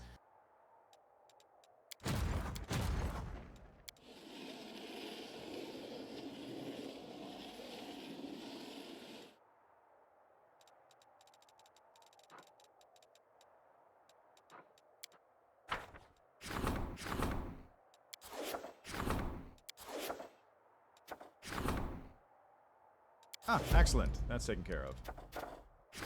Get rid of this. Get back its fire.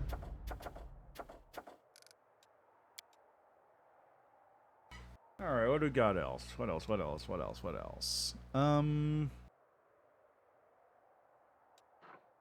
know, I'm gonna look it up real quick. Does the Desolate Thicket have anything? Desolate Thicket. Wrath of the Righteous. Is this part of anything? No quest listed. What's the point of the Desolate Thicket area?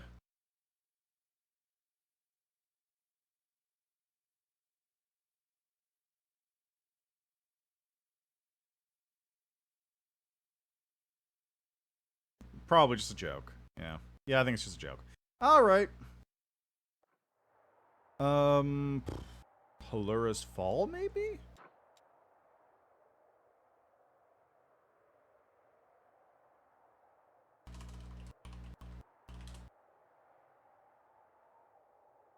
Yeah, might as well. It's right here. Take care of this order of business. And then I guess I'll try and figure out the best way to get to the intellectual prison and go from there.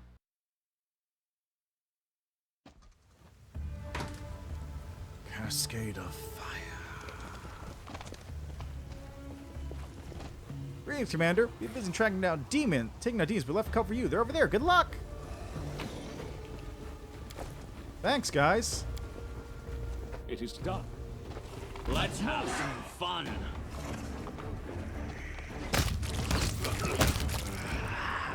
Also, Regil, get back on your high dinosaur here.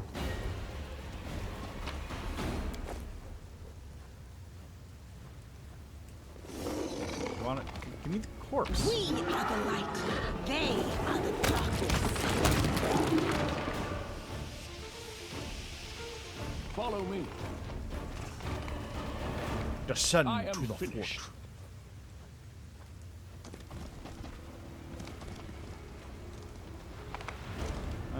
Alright, we've got some whites. Ah, there's the stone tree. There's that dude's grave. Found out all about that prior to this point.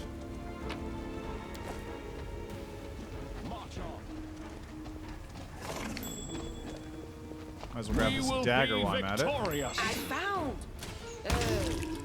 something. Now that I know what the deal with the daggers is, I might as well just take all of them so I can sell them. Like, at this point, it's just loot that I can grab. Onwards. They will break against our resolve. No mercy for the wicked. Ooh, that's a lot of ghosts.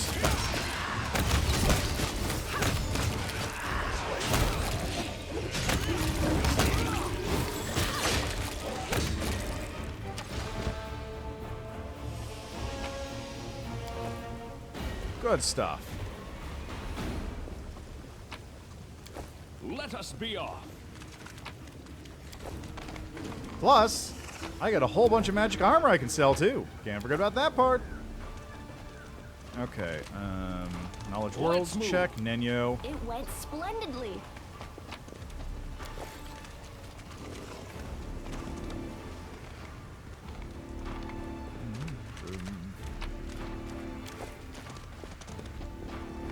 Reinvigorate the land. I forgot this was a thing.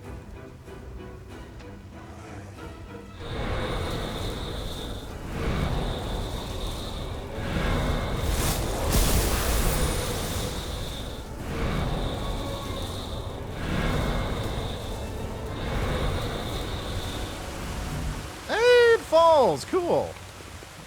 Hey guys, how are you doing? Close ranks.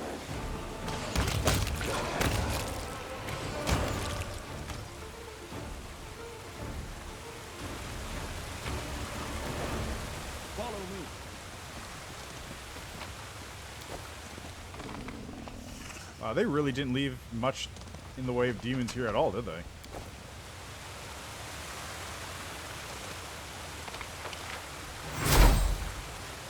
Look at that, it's all green down here now. And there's an item I missed, apparently. Just a singular dagger.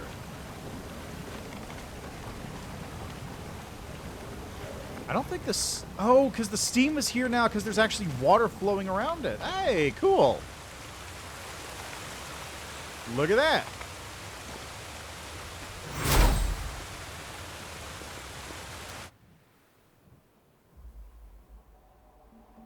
Crusading isn't that boring after all. Your struggles end here. Good. Fewer Galloac to deal with, the better.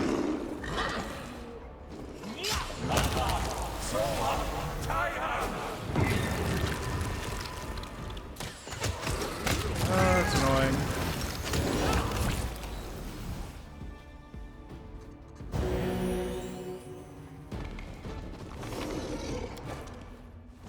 There we go. This. Let us be off. Anything's here. Law, religion. A success worthy of praise.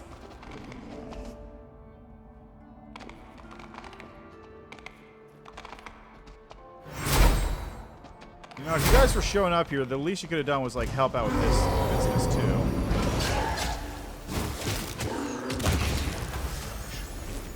Of course, always drains it from the pets.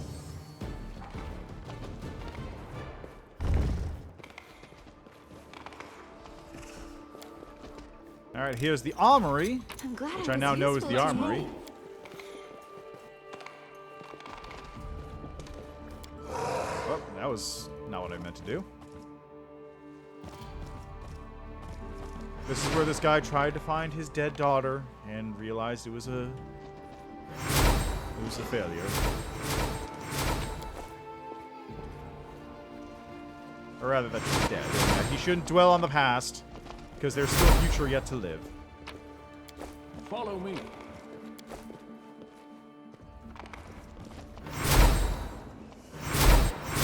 What's that there? What is that there? It's another dagger somebody just has in their bed. March on.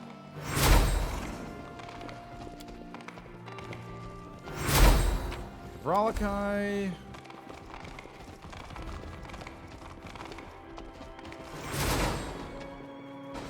This is where the guards hang out.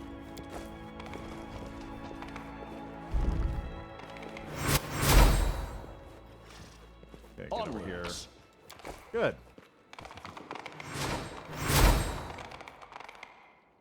And now we have the Mariliths that are hanging around up here. What are you...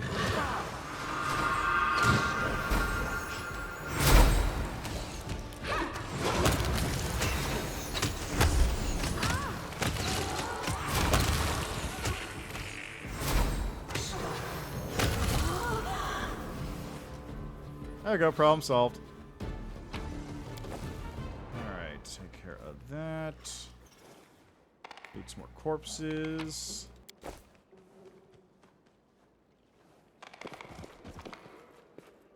That corpse. Alright, so what do we have? We have Stranger,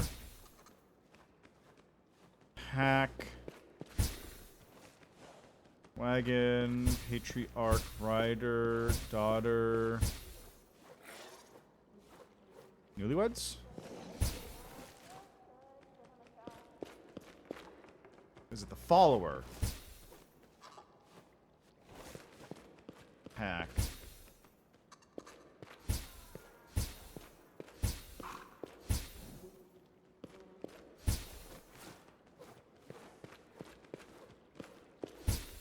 Follower. I don't think it's the mother. Follower, Pack, Patriarch, Rider, Daughter, Newlyweds.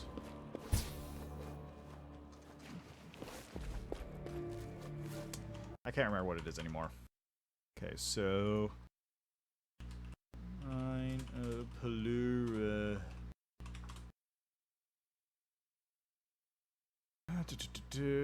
Newlywed daughter. Okay, it's the other way around. Newlywed daughter, Rider, Patriarch, Pack, Follower.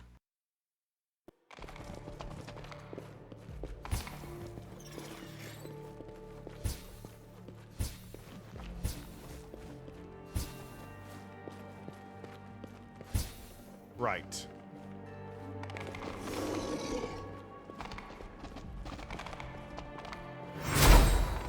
Let us be off. That's... that.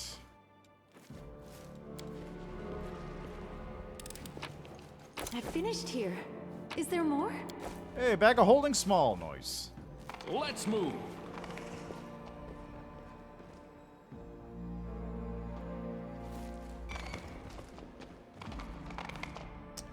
Alright, that takes care of that puzzle.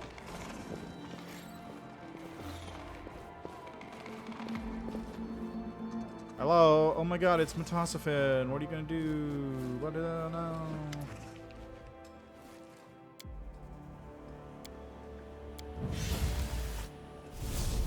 I won't let you die. We cannot be defeated. Something. Not air. Orma. You're done for. Hey, thanks, Nura. Big help, as always. A success worthy of praise.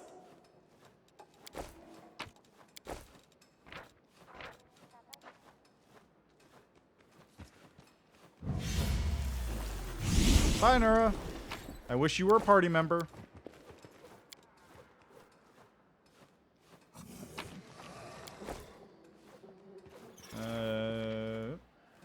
Follow me. Hello, Eliandra.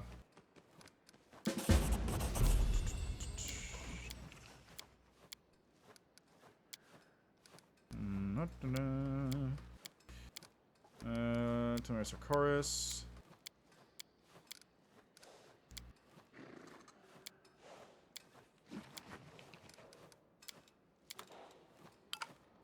All right, problem solved. We have this I've finished here. for a little bit more Is there loops. more? And that's it. March We're done on. here. Blur's Falls dealt with.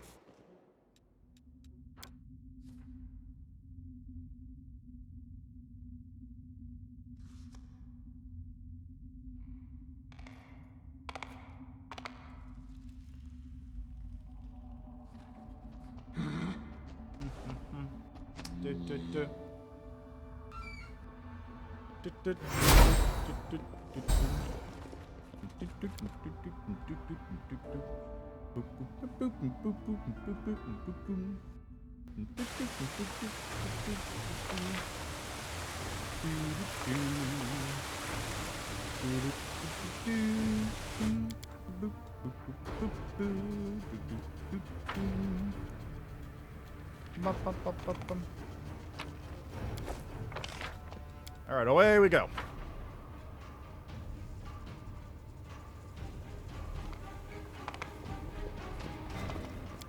Right. That takes care of that. Now, let's go take care of the hand, I suppose. Assuming that I can get into the ineluctable prison before it closes here.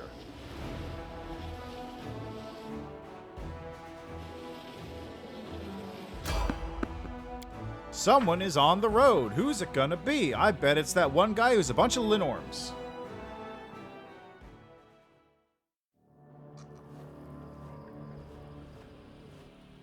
Yeah, it's definitely that guy who's a bunch of Linorms. Ivory Hunter, whatever his name was. Oh, no, it's not. It's... Oh, hey.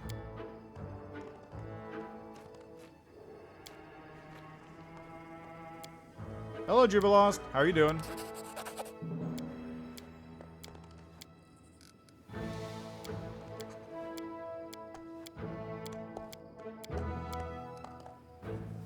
Yeah, we've got a whole century before 4817.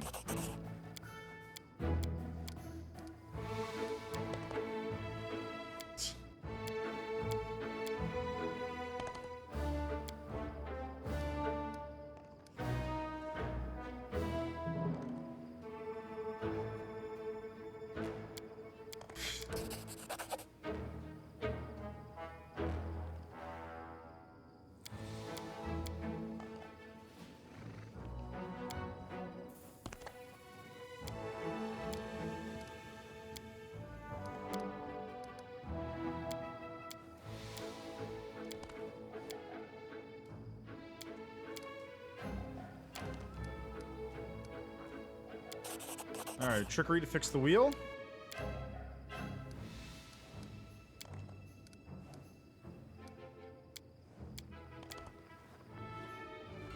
Let's see. Be underwear doesn't will aid you. Do you revere Desna too? Ah, Sister Desna, and of a very unusual kind. Jubilos looks at Urushley with curiosity. Yes, I've been to many places, and I hope to visit many more, but I'm surprised at your admiration. Does Galarian truly overshadow the wonders of extraplanar travel for you? In the past, I did not travel, I hunted. I saw no wonders, I did not understand the delight of walking the road, seeing new places, or making new acquaintances. So you surely have seen more than I have, because I could not see. My eyes were closed. Actually, I think I've seen that before. Ponies calmed.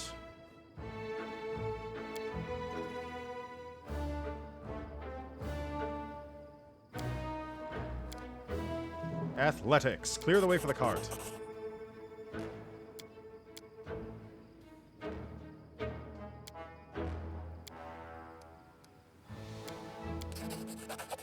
The golden toad. Of course. Oh, the golden toad. Where is that delightful? See, date, newest to oldest. Where is it? The golden toad. I need something else. Thank goodness for the golden toad. The marker of the past that remains in the future. Let us be off. I love those golden toads. Why did they even have that sprite in the game? Why did the golden toad even exist? That's what I want to know. There has to have been a reason for them to make the golden toad to begin with. Why did it exist? Like Citizen Boulder, I understand. Citizen Boulder is almost certainly some kind of holdover where they're using NPCs for the boulders to control what they were doing. But why the golden toad?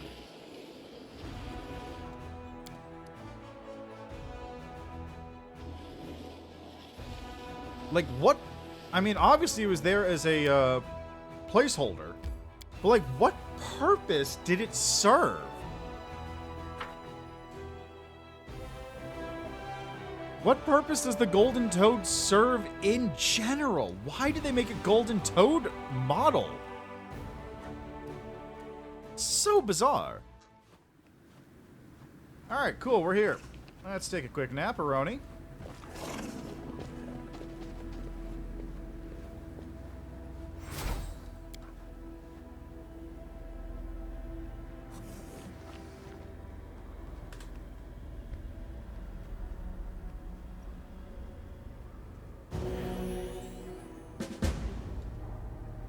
Oh, right, that army. Whatever. I can deal with that easily enough. They can deal with it themselves.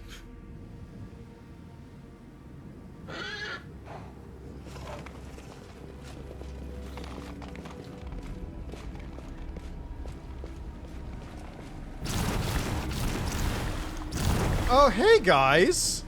Commander, we've helped as best we could, but we can't go any further. Please take over from here. Really? You guys just... Okay, sure, whatever. Alright, now, for safety's sake, I'm going to move everybody else that isn't immune to magic over here. That includes the horses. And Ivu. And Darren. Let's get to the exciting part. Okay, now, are you immune to magic? Yes. Regil is also immune to magic, so he can hang out here.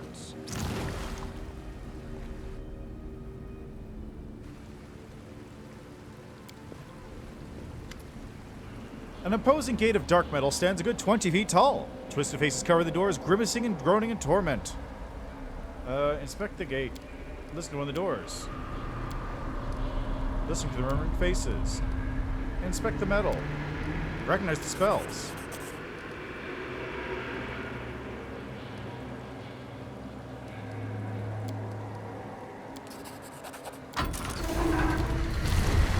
Oh, that's fine. Kind of wanted to do the, special thing for this, but it's fine. Was that an incursion? Hold off the intruder. Let his bones join the myriad others.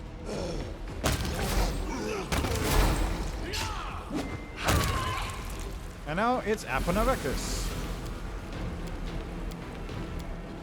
Ew, yuck, gross! Ivy lets out a series of sputter-like snorts. Let's get this demon already. How can anyone listen to this?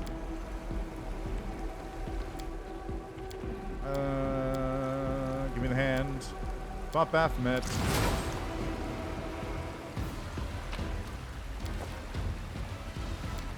Gotta find the hand of the inheritor.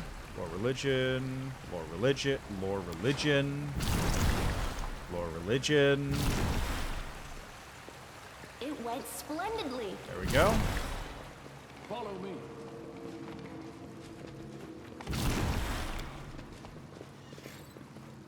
Let the duel commence. I guess I can't do it yet.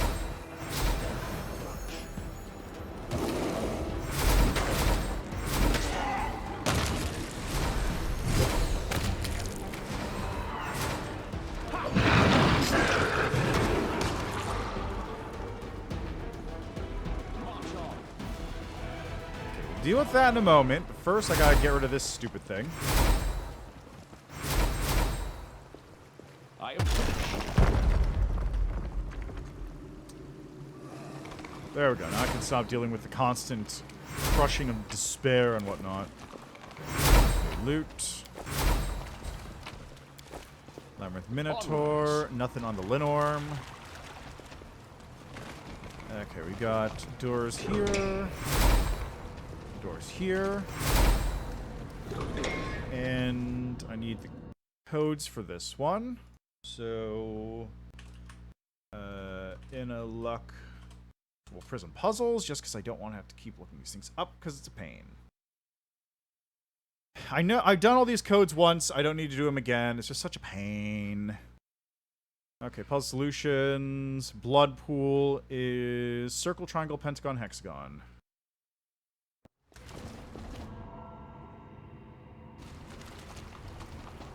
Triangle, pentagon, hexagon.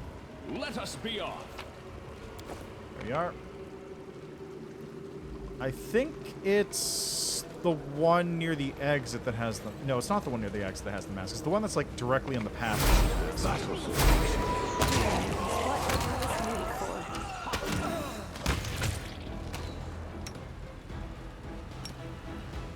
You looking on there? I'm glad I was useful to you. Let's move.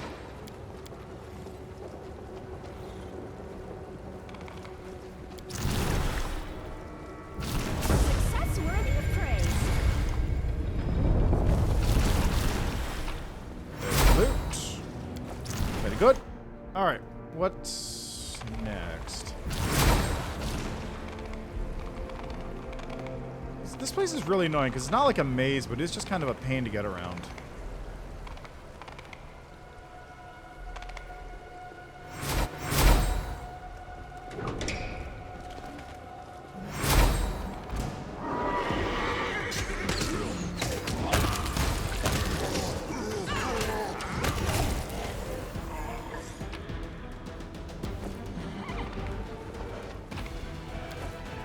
Hey, cloak resistance +6. Nice. Oh, and a level up. Very nice. March on. Alright, this is the one where Baphomet talks to me.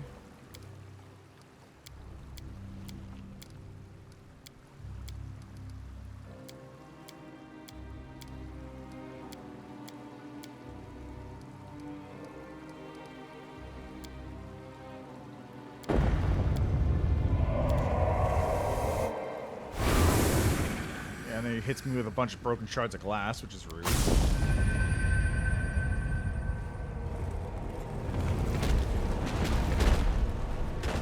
Alright, that's the way forward.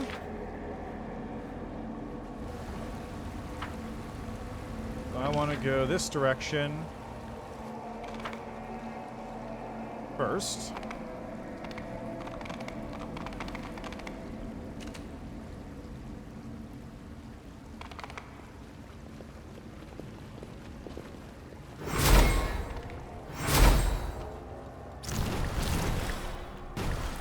finished here. Is there more? Let's have some fun. Oh god, it's insane dretches. Clean strike.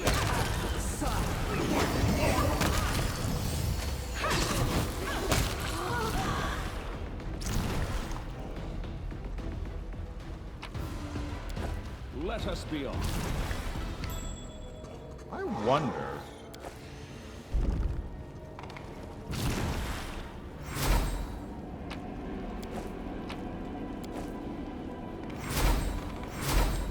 I Finished here. wonder if Is there maybe Shavaro and Minago are here someplace. Because they're both alive and they're both fighting against Baphomet, so I'm glad I was useful to you. that might be where they are? I don't know. I have no idea where they could possibly show up at this point. Like, if they're not going to show up on the flying island, then I don't know where they are. We are the light. They are the darkness.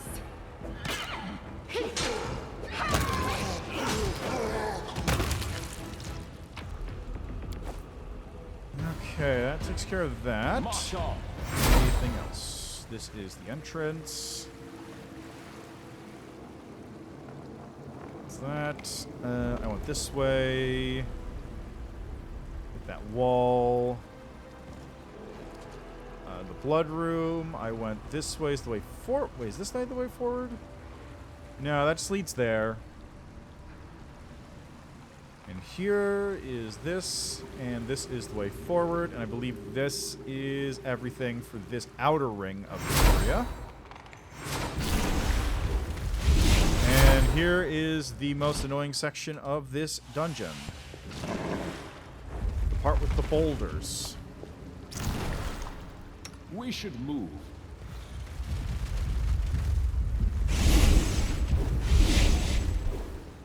Let us be off. What the fuck? How did... Through the bars. I'll make my own legend. Through the bars.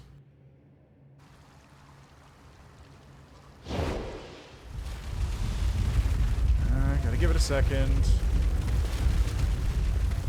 It is done. That obelisk is destroyed at least, and I don't have to worry Let's about move. that shit anymore.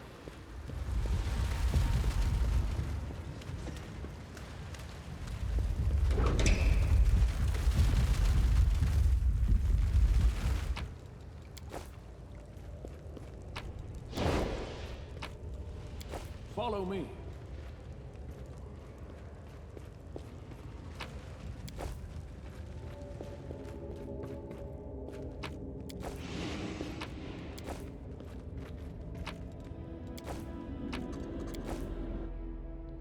Alrighty. Over here. Hello, Elder Posh. How you doing?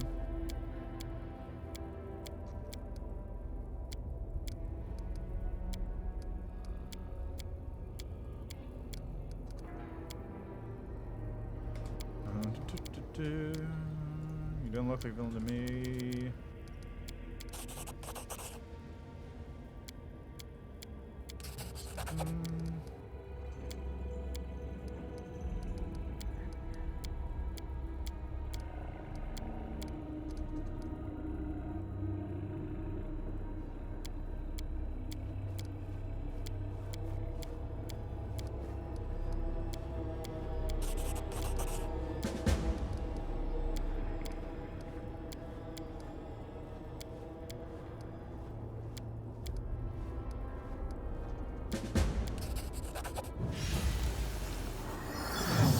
Oh, hey guys, just hanging out over there on the fucking...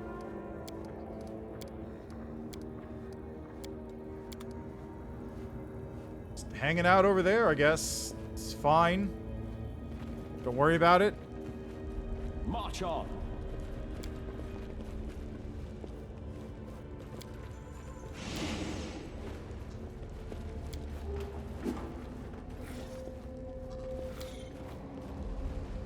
Onwards. I sense something.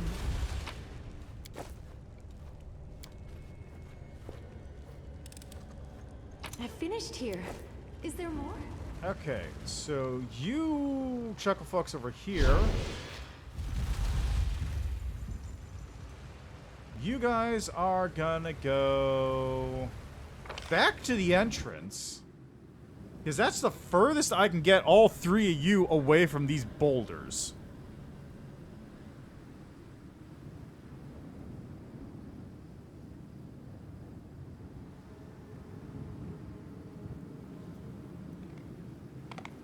And even then, I don't know if that's going to be enough.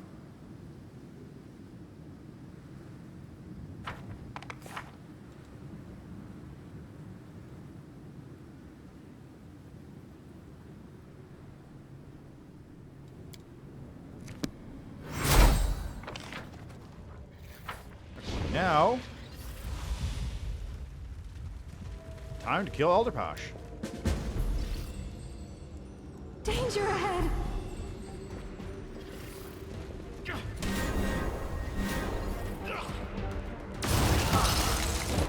Where are you guys going? What are you doing?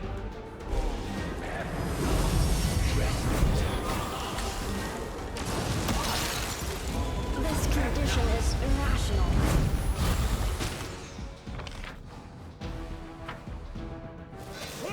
I dedicate my body to science.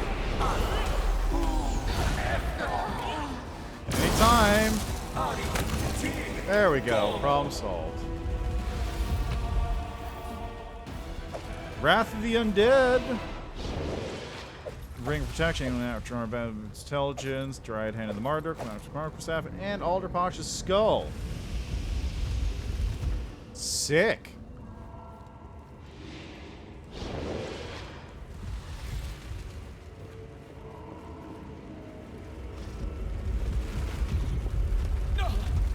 Fucking Let us be off. okay. So we're gonna go here. Vision blurring, legs are shaking. This is why I don't like dealing with this area, because they don't move fast enough to get through here easily. Let's move. It's just such a pain. You can't shut off those boulders, unlike literally everything else. How did Bismuth die? Bismuth's all the fucking way over here.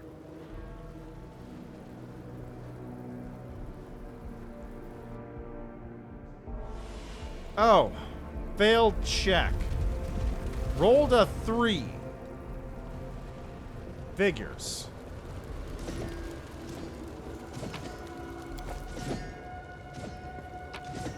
That just figures, doesn't it?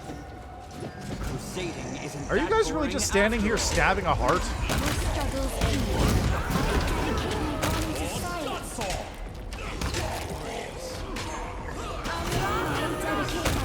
Science. is inglorious. Literally just standing here This condition is stabbing a heart. There's a heart on the ground, they're just stabbing it, and that's all they're doing.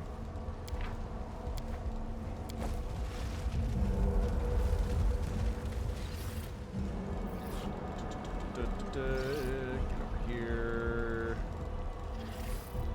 There we go. Grab the heart.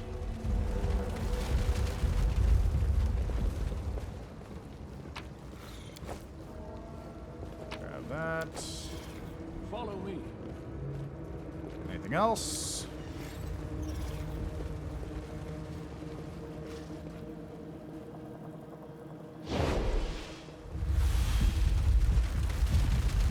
How did you guys wind up here? I'm all right. March on. Oh, Celia, you on your horse? How'd that happen? Okay, there we go. Now that we're done with this nonsense, we're done with that little section, we can move on with our lives. I just hate going into that corridor. It's such an annoying place to go into.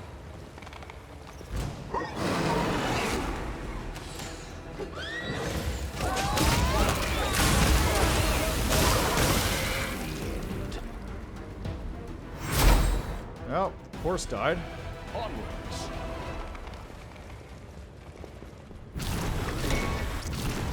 Let the duel commence.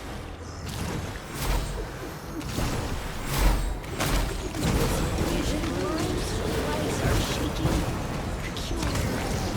I dedicate my body to science.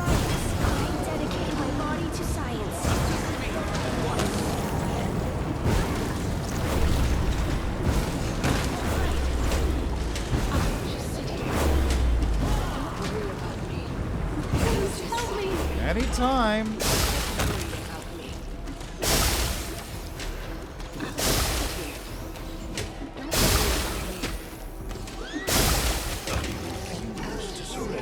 Yeesh. What a pain. I've been wounded. I noticed. You're fine. Calm down.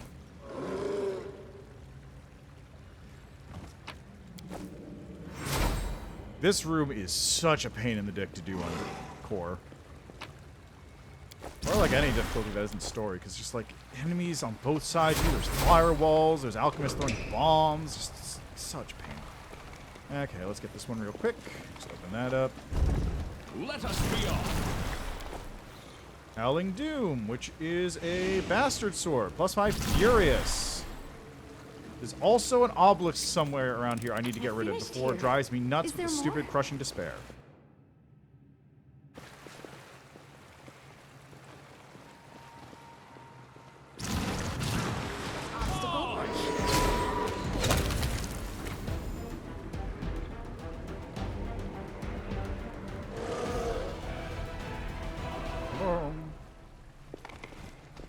Okay, where?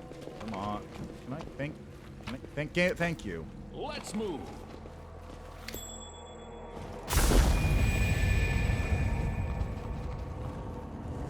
I have to go down there, I see. Okay. Not the problem. I'll go down there, deal with the trap, then I think it's the Baphomet's whatever is down here. Yeah, this is Baphomet's that thing. Earlier Baphomet discarding articulate. They're all so evil and they say all kinds of nonsense. I'm so lost. I can't tell which of them are friends and which are butting heads and fighting.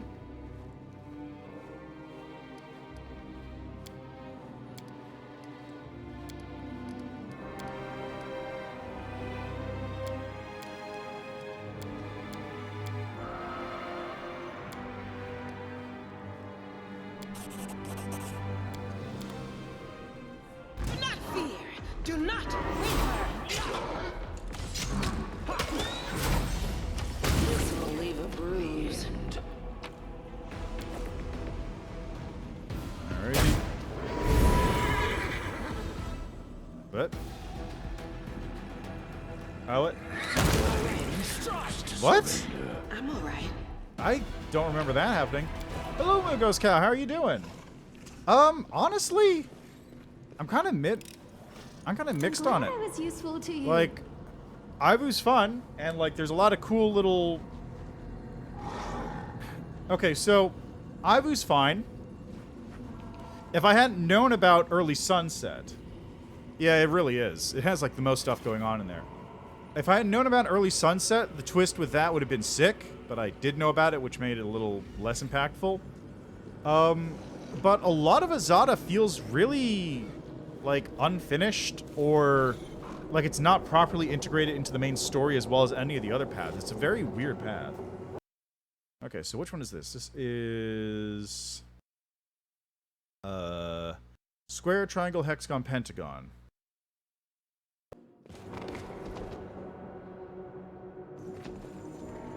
Square, triangle, pentagon. Really? Which one is this? Square, triangle, hexagon, pentagon. Oh, hexagon, pentagon. Yeah, definitely. Like, those spells are ridiculous. The Azada ones I'm really not too, like, keen on.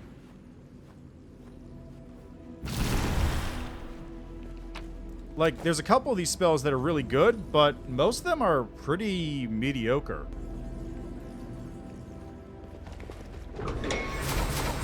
Nothing, like, strikes me as particularly bad, but they're all, like, really mediocre.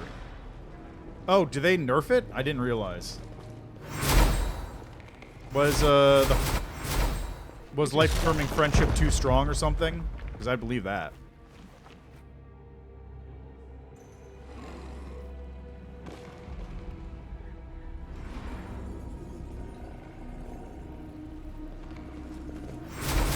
Let us be off. There's the secret passage.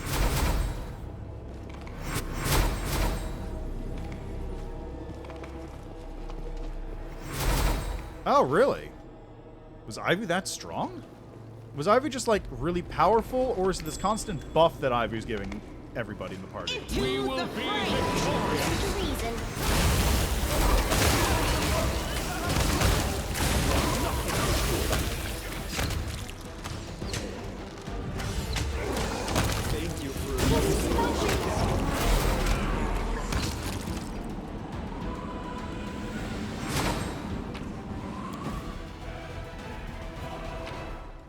That.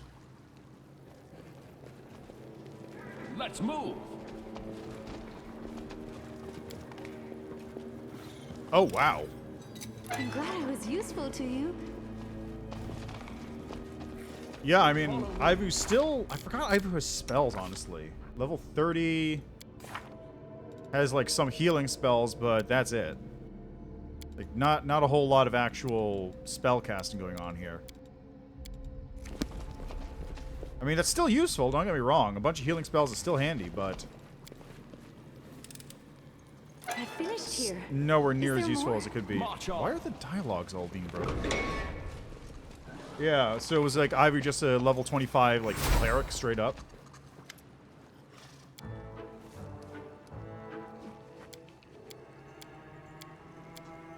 What are you doing here? We are the light. They are the darkness. Okay, yeah, that would be a little nuts. Just getting a second full, like, supercaster on your party as a just additional party member. I can see why they would nerf it, but Ivu, like, right now is still fine, I guess. It's just kind of whatever.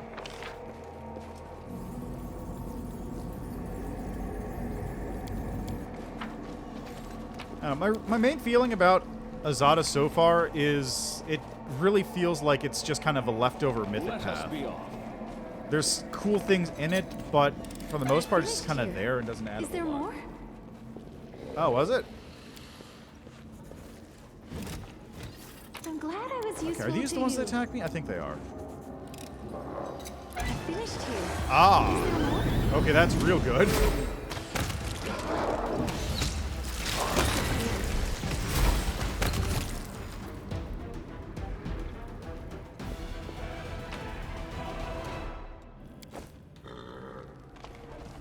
I barely even used Let's move. Ivy's breath, honestly. Probably should. I haven't really needed it, though, because I'm playing on easy. Out of my sight! I fear I can really dedicate my body to science. I dedicate my body to science. I refuse to surrender.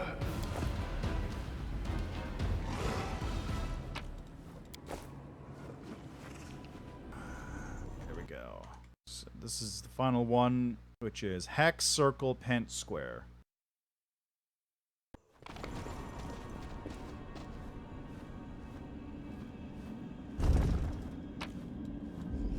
There we go.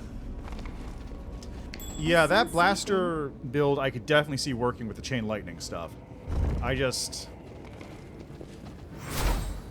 came up with the idea for doing this Azada Barbarian Duelist build, and I just decided to roll with it, so... I kind of regret it, but not like a whole lot, just a little bit. Would have been really good as a sorcerer, too, because then you get life-affirming friendship, and you get to do that for charisma modifier rounds where people just don't die. I finished here. That's also incredibly there more? powerful. I am finished. I mean, March on. yes, but at the same time, Azada Caster really only benefits from the blasting stuff, and that's it. Like, I'm not saying Azada Marshal It is is, done. like, the best idea, but Azada Caster is also really not I am great outside of finished. that one instance. Like, it's a pretty bad mythic path overall, honestly. Like, I am would... finished. This is, like... So I've been making like a sort of tier list in my head, which I will eventually translate over. Well, no, I have the tier list set up already. Ah, I see. Probably because of life-affirming friendship.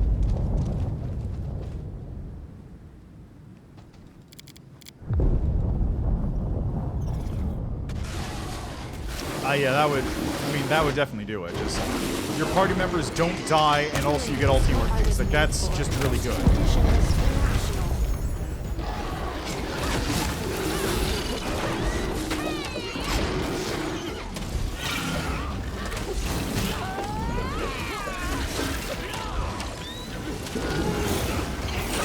Your struggles end here.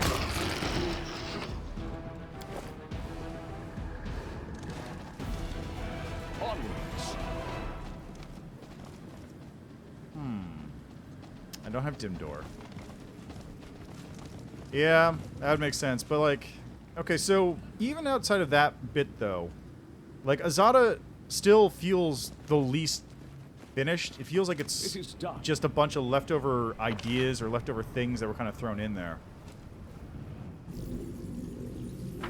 Like, the story bit, okay, so a lot of my complaints about that on that front are mostly related to the story. Yeah, exactly. The Angel is, okay.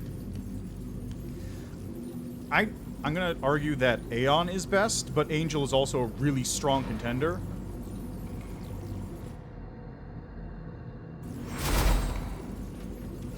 Because Aeon, while it is, like, kind of boring a lot of the time, Follow me. it has the big pop at the very end.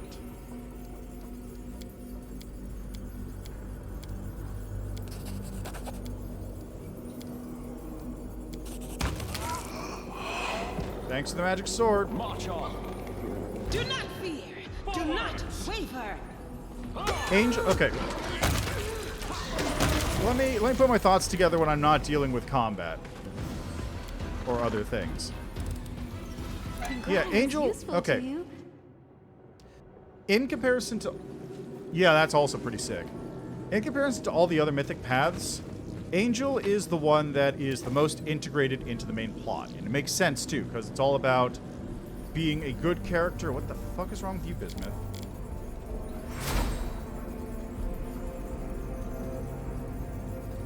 Like, actually, what is wrong with you?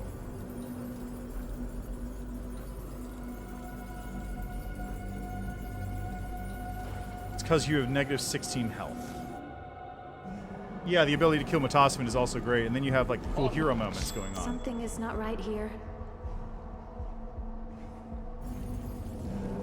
So, Angel, out of all of them, is the most well integrated into the main plot.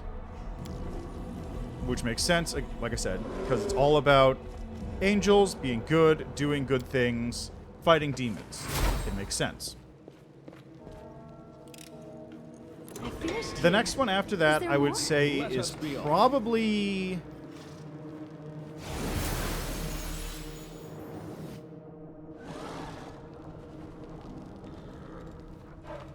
Let's move.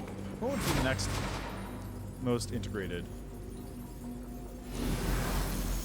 You're here, I can smell you. I mean, yeah, we just did this. You were just here, of course I'm here.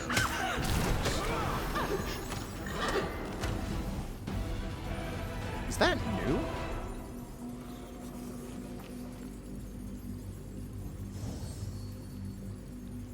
Is that new? I never saw that happen before.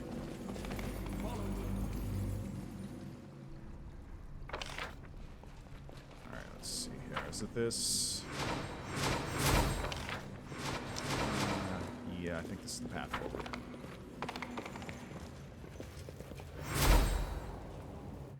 Okay.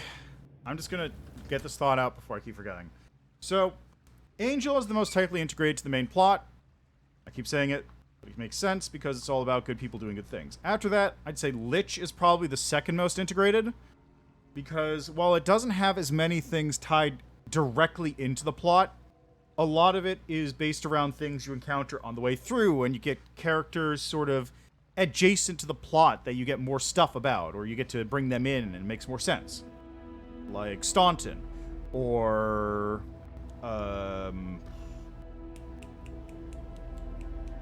Kestaglir, for example. Weird named NPC. Oh, suddenly he's on your team. Cool. You get all that, and all that stuff happens. After that, I don't really know what else. Maybe Demon? Demon might be the next most after those two, but I don't really know.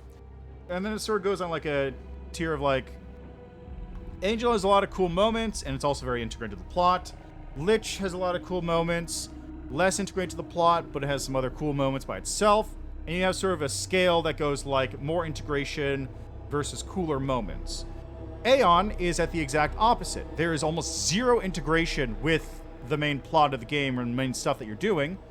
Like, there's the occasional bit that it throws at you, and then you have, like, your little thing at the very end where sometimes you'll interact with an NPC or whatever.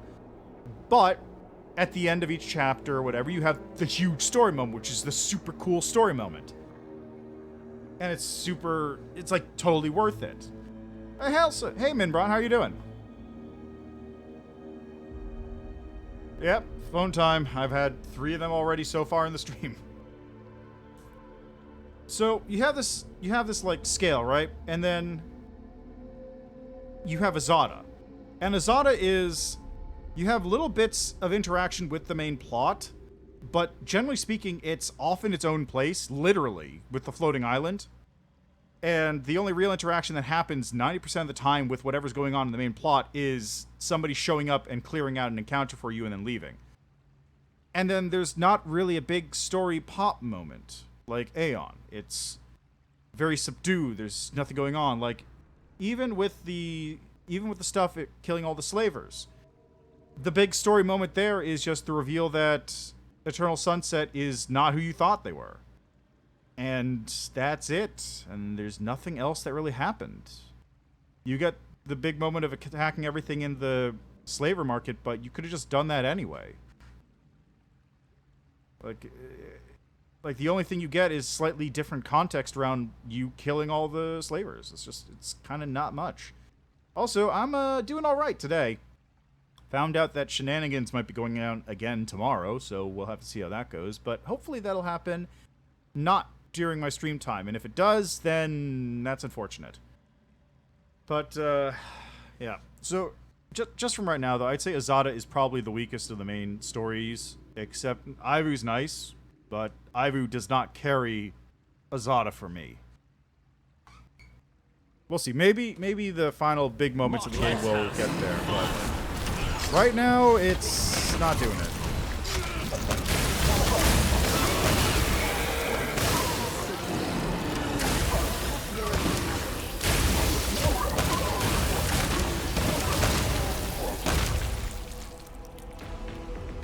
Oh yeah, the destroyer. In fairness, another one of those does show up in Is. You can find another destroyer in Is way off in the corner, which We won't falter. will defend my dream.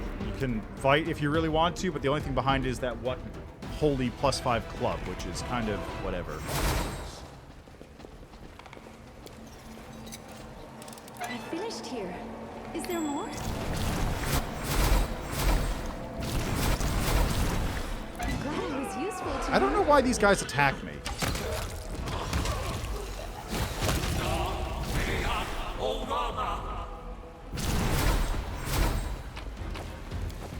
Like, why do those guys decide to attack me? I break him out of prison and they decide their best move is to punch the dude who broke him out of prison? I finished here. Is there more? Like, what is your plan, sir? I finished here. Yeah, it is Is pretty there cool. more? I mean, yeah, it is. It's mostly just the context behind Let it. us be off. It's not a random enemy hanging around. It's just the context that's going on. Yeah, Bolt of Justice. Bolt of Justice is the most insane thing in the game. Because if you have Sorcerer's Reflex, you can cast that as a swift action at the start of a fight. They will break against our resolve. Which is incredibly powerful. Killing is what I was made for.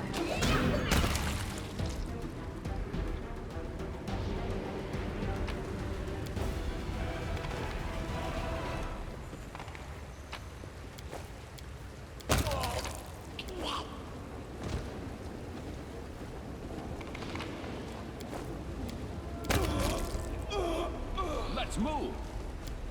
And Storm of Justice is pretty handy too. And then like, there's so many good spells in the Aeon list. I think you can probably tell the quality of the path just from the spells they get. Like, Azada has like a couple of okay spells, but they're all pretty middling still, and also have bad... Like, some of them are just not written correctly. A bunch of the spells in this game for Azada are just like, just straight up do not have the correct, like, writing on them. Like, for example, here, the spell functions like Call Lightning Storm, except Azada invokes a Rainbow Starfall. Every star deals 1d6 for 3 cash levels, points of acid, blah, blah, blah. Depending on the brace potential and taking into consideration the target's immunity resistance, you may call a maximum of 15 stars. Like, oh, God, I miss Citizen Ball. I saw in the April Fool's and patch notes that they renamed it back to Citizen Ball as a joke or something. Like, they made a reference to Citizen Boulder.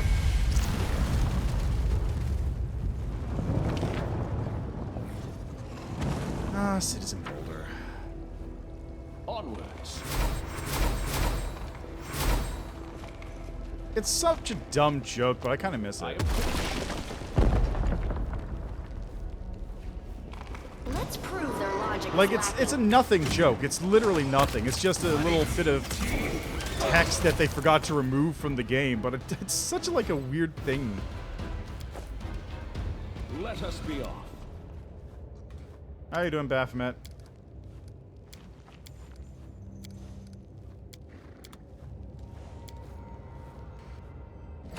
Alright.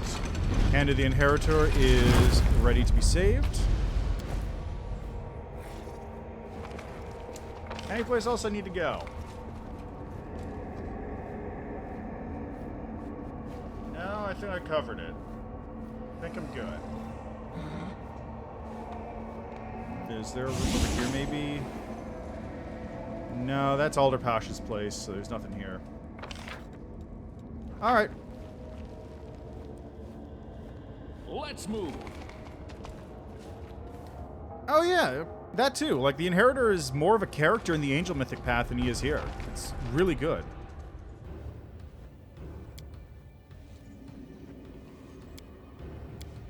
Oh no, poor Mr. Angel! Avu opens her eyes wide and sniffles.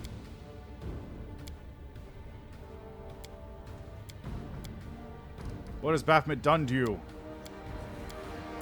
I'll give you your heart back.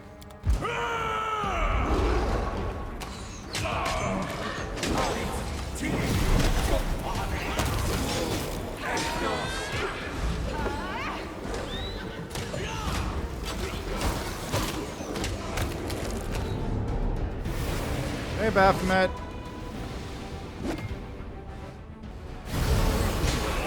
Yeah, it's that too. Oh, he's done. He's dead. End is near. No more. I'll give you back to life.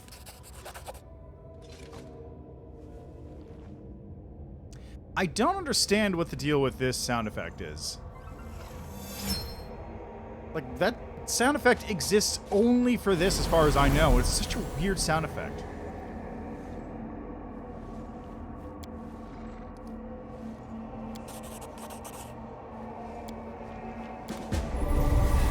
Alright, away he goes. Yeah, that's true too. That whole moment is pretty great.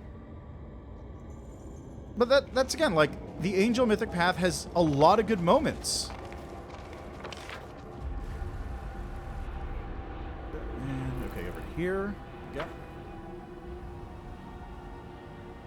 Like, most of the Mythic Paths have either, like, a lot of good moments or, like, one or two moments that are so good that they basically make the entire thing. But Azada is just kind of has Aivu, and that's it. Like, the island flying up in the air is neat, but it kind of just helps remove it from the rest of the game. Yeah, well, I have a feeling it's probably literally the first one they wrote. It's just like, okay, this is the one we want to make. Which, again, makes sense. It's literally the poster for the game. It's Wrath of the Righteous. What are you not going to make the angel the one that you focus on the most?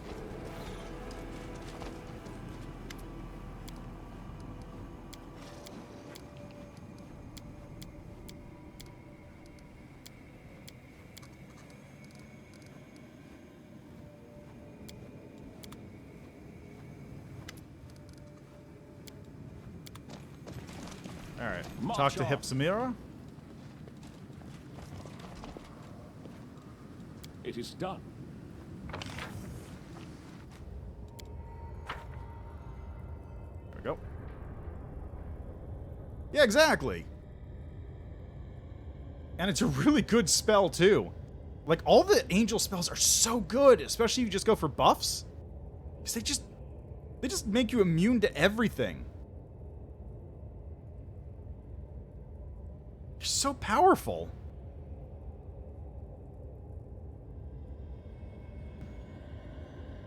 Like, what I did is, I don't remember if you were there. I went Angel into Living Legend, and that's like the best two combinations you can go for. It's just, I accept my role as the new protector of heaven and mortals, or I become the Living Legend I was meant to be, and the ace of humanity. Just strip these two bodies real quick before I leave. Like, it's a really good combination. It's also why... Like, I keep doing this. I surprisingly get these really good combinations, like the one for Lich when I went into Gold Dragon as well. I didn't realize until afterwards that it was... Okay, I became either Lord of the Dead, or I became, like, Guardian of the Living with Gold Dragon. And I just also happened to pick a Dampier as that. Well, not happened to. I picked Dampier because it was a, is good fit for Lich, when I thought. Like, there's a lot. There's a lot in this game. There's so much. Yeah, exactly, too. It's just like, you eventually figure out, no, life is worth living. And then you have to come to terms with the mistakes you made when you created the undead and all that. It's a really good... It's actually a good, like, story path to go through. Even if Gold Dragon is a little lackluster at some points, it has some cool stuff. And of course, Aeon into Devil is a good pick, as always. Okay, let's head to Dresden. Oh, who's on the road? Who is it? I actually don't know.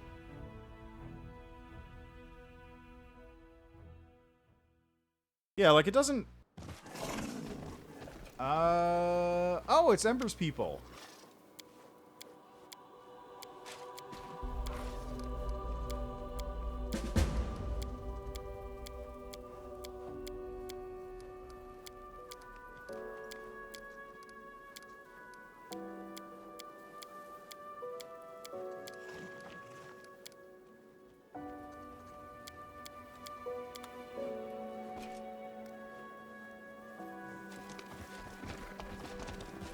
Let us be off. Like, what will be another path into Gold Dragon?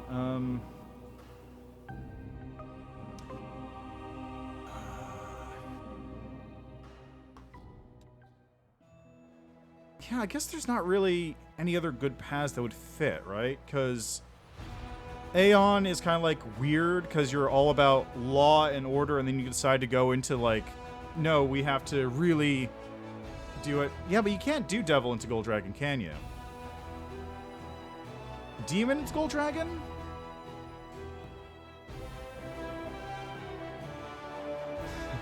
Yeah, that's fine.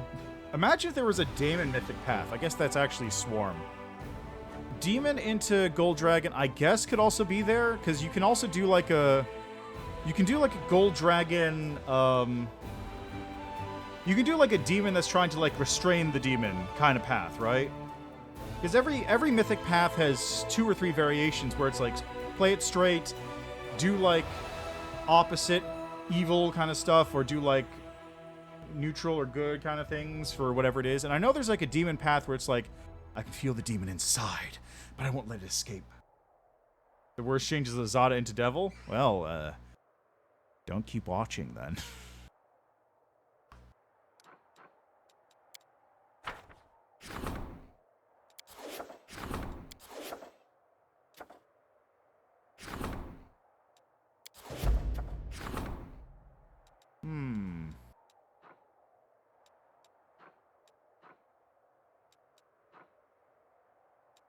I can use a trident? Yeah, why not?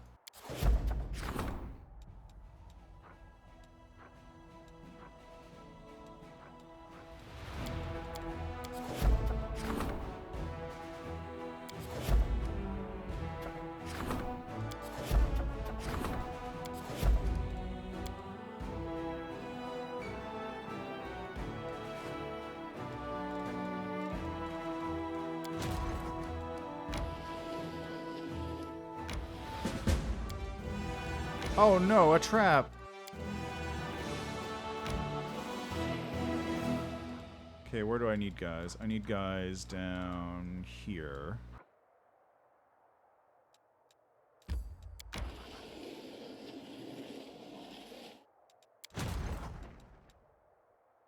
Okay, camp on the ferry I think is actually the most important one, because a lot of enemies come out of Is.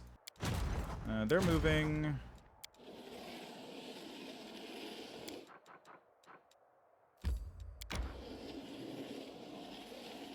We are.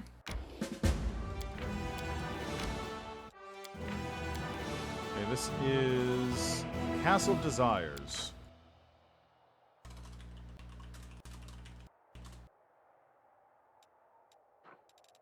And split you off.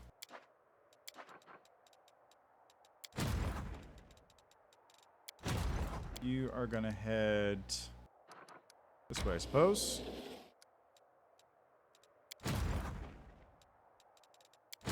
Okay, Yas Watch needs to come out here a little bit and start doing this nub.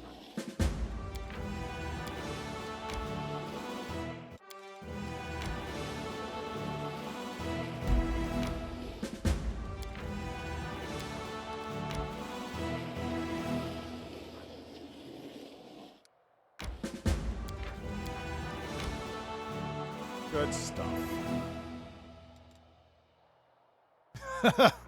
You know what? I want to see what it's going to do. I want to see what it's going to do in that case. That sounds intriguing.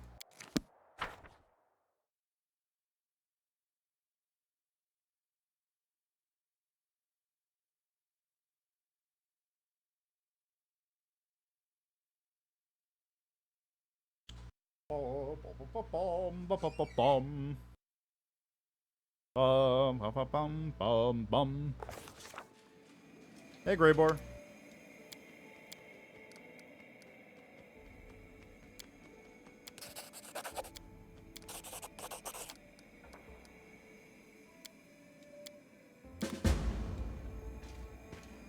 It's Lady Konami.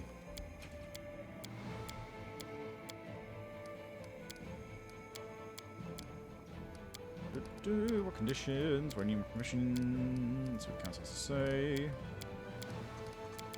Old Jiff. Lady Konami.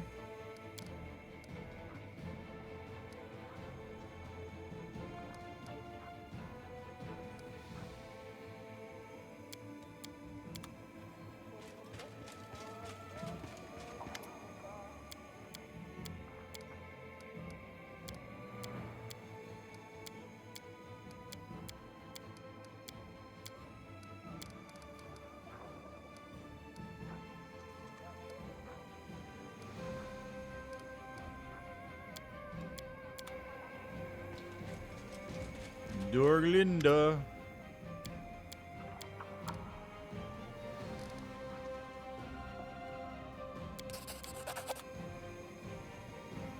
Okay, that takes care of that nonsense. Let's move. Let's move. I'm gonna dump stuff in the chest real quick. Okay, so we have Indomitable Punisher, Bonfire's Kiss, Avalanche, Talon Doom, Scimitar. Spear Bardiche. Astringent Pacifier. Russian Burden. Vibrant Dissolver. Rebound. Onslaught. Pressure Soul Shear.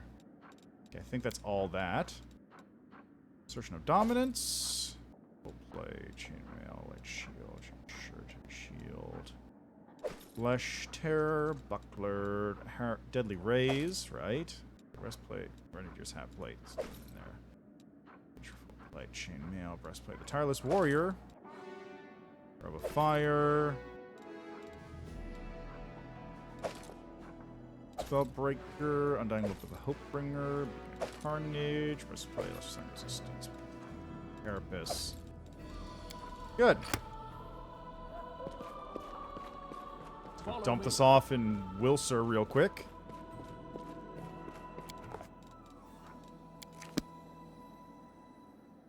I also need to figure out what... I just need to figure out... I need to know when Devil is showing up. Because right now it's just telling me to wait.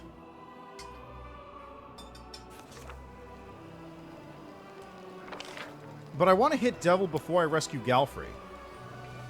Or rather, I want to hit the point where I can choose Devil before I rescue Galfrey.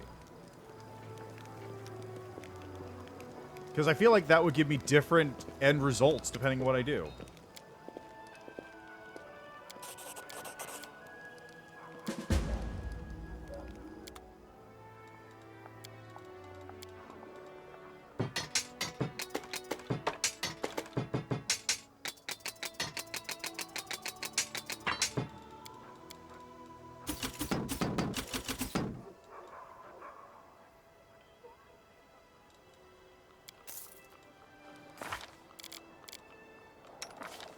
What are you wearing right now, Regil?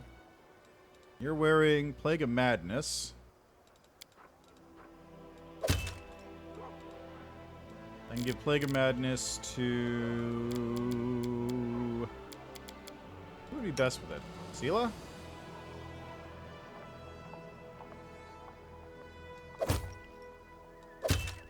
Yeah, I think that's probably best.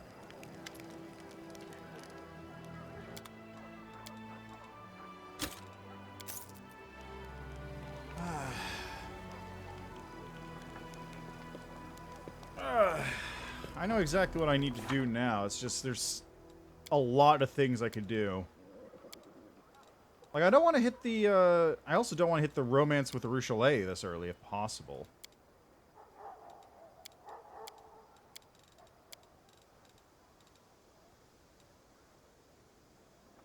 But what and when? How do I do this? How do I get this to go?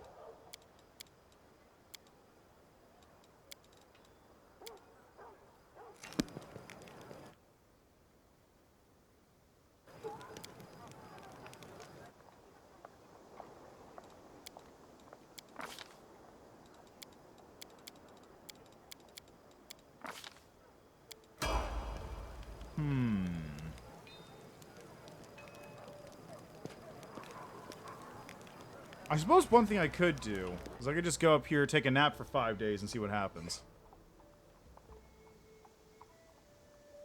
Which I'm not going to do just yet. I'm going to take a nap for 1 day to recover because all my characters are in bad shape right now.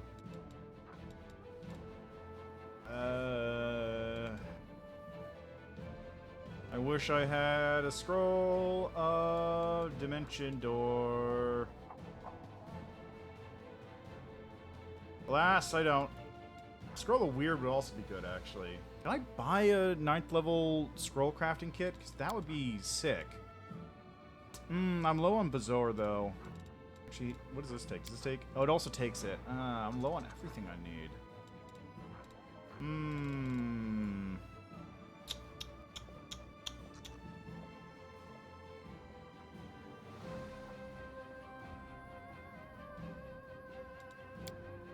I won't craft anything then.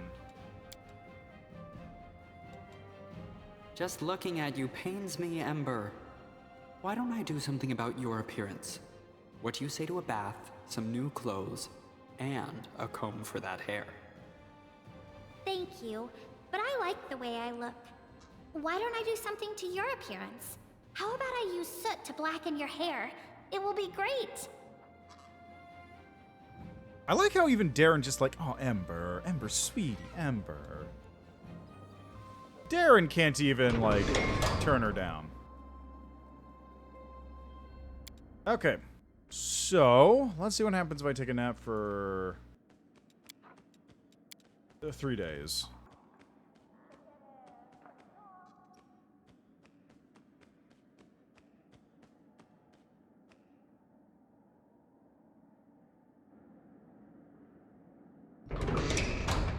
There we go. Onwards.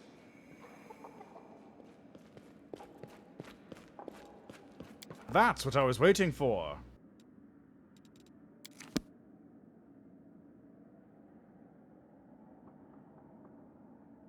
Okay, let's see what happens here.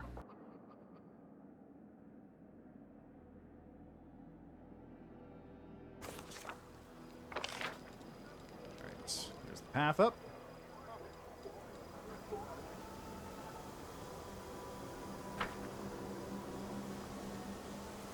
Alright, it's going to take a save here under the assumption that this is, in fact, going to be the time when I have to pick between Devil and Azada.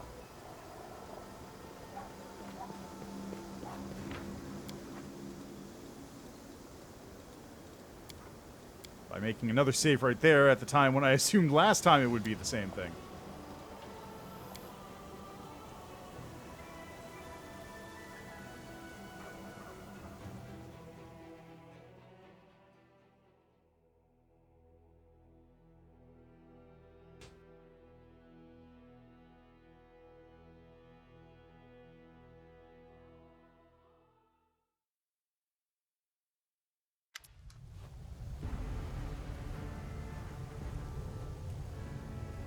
Here we are. I was right.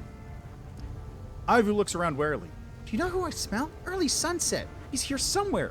How do you know? Well, I wanted to say that I sensed him with my magic, but really, I can see him. He's standing over there, right in front of us. Let's hurry then. Let's see what he's doing. Come on. Ivu tries to look warlike and formidable.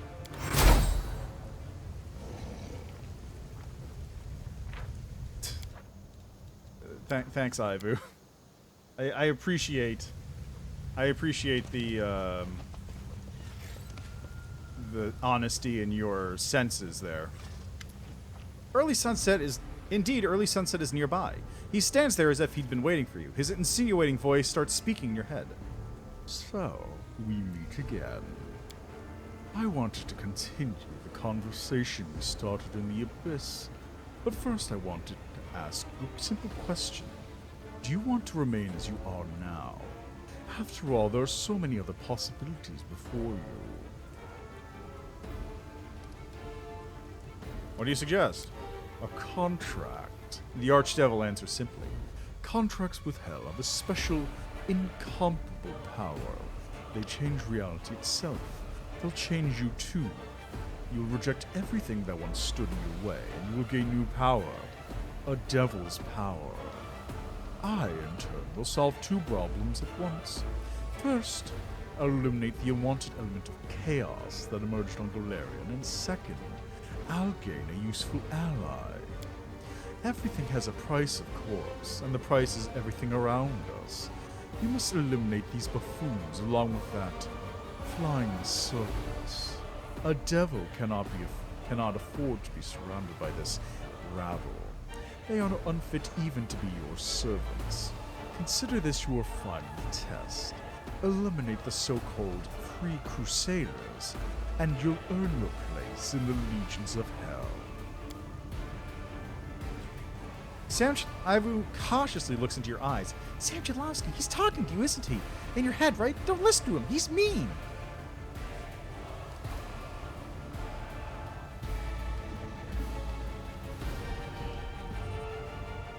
Yeah, this doesn't work.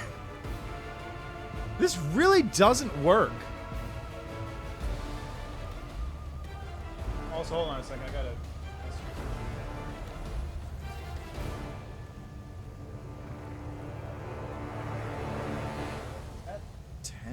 p.m. or 10 p.m. tonight?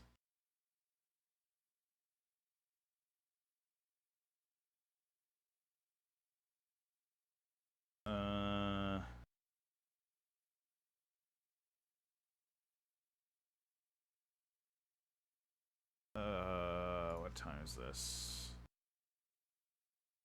Parts.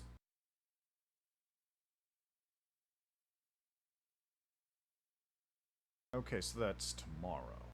Okay.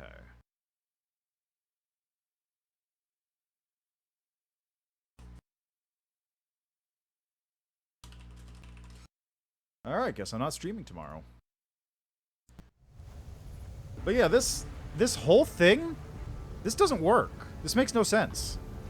Like, yes, you have to follow the path of the devil, and by doing so, you have to kill everything you know and love. what? Why? What? Huh? What? Like, it makes more sense for Aeon.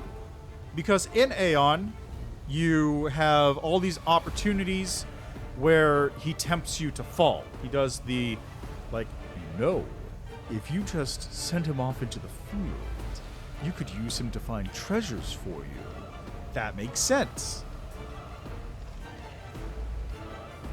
Exiling him makes no sense when he could be serving his time doing work for you. Again, makes sense. But here it's just like, the only options I've had have been obviously evil choices to like, okay, tell me where your groves are so that I'll burn them down if you do something wrong. And it's just, it doesn't work. Again, another point where like Azada feels like it was tacked on. There's like, tacked on or unfinished or just kind of thrown in there at the end to round things out. It doesn't make sense. This does not work. This transition does not work. Which makes me even more interesting when I say yes next time I come here. You've lied to me before. Why should I believe you now? I'm here to make you an offer. Whether you trust me or not, that's entirely your decision. I won't attempt to persuade you. You're fully capable of evaluating the risks and benefits yourself. What happens to Ivu if I accept? If you care about this dragon so much, she won't be harmed. I'll send her back to Elysium. Consider this a small concession on my part. You're lying. You're going to lure me into a trap. It won't work. The devil's voice instantly grows bored. Well, the subtle method didn't work, so let's try another way. Open your soul to hell, Sam Chadlovsky. Terrifying power rings in the devil's words. It almost drives you to your knees, but with an incredible effort of willpower, you manage to stay on your feet. Hey! I was looking for a more elegant way to seal the deal, but it seems we'll have to resort to brute force. We cannot be defeated!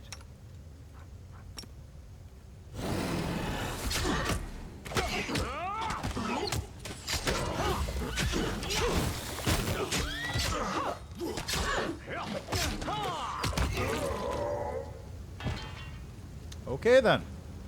Oh, that explains it. The Archdevil seems amazed but not humiliated.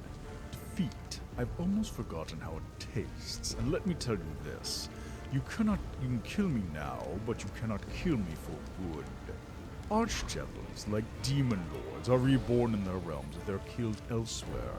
Of course, there are ways to finish off a creature like me, but I doubt they're within your reach. That's fine. I'll kill you again if need be, as many times as it takes.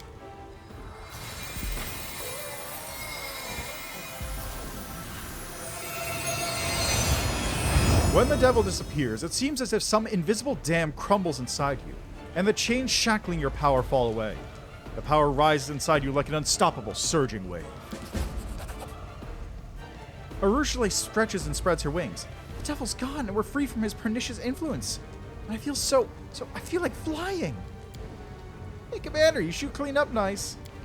Fascinating. I, of course, am not speaking of the battle with the Archdevil, That was not a significant scientific development. Your transformation lad is certainly worth mentioning in the encyclopedia.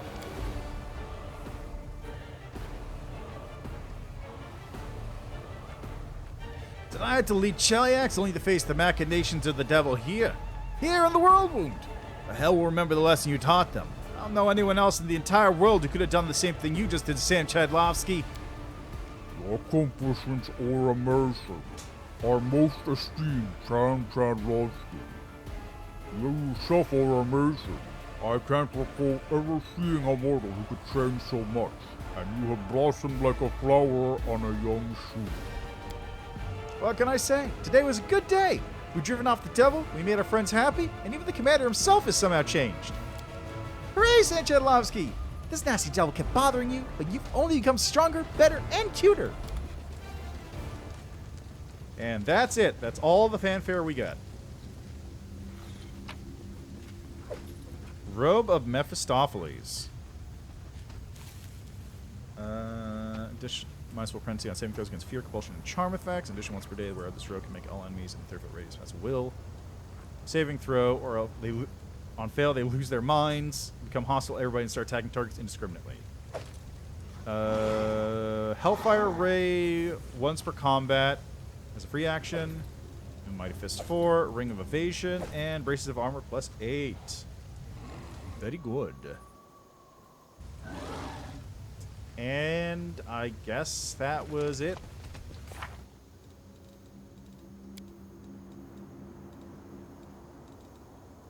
Was that it? I guess that was it.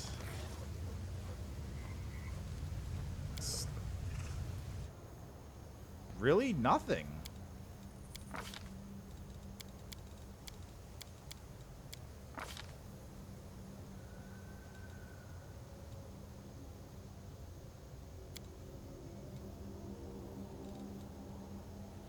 I'm level 19. It's not worth getting this at this point.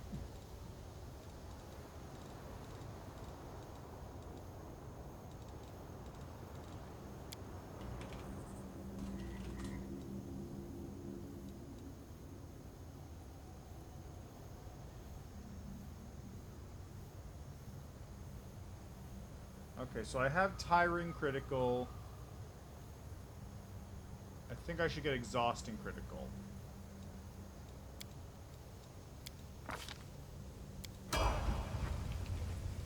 We should move.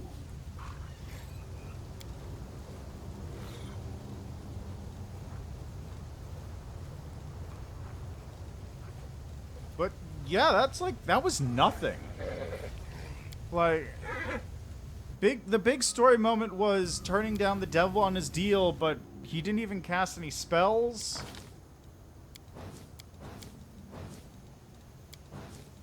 I'm keeping my look. It's like, it's really nothing.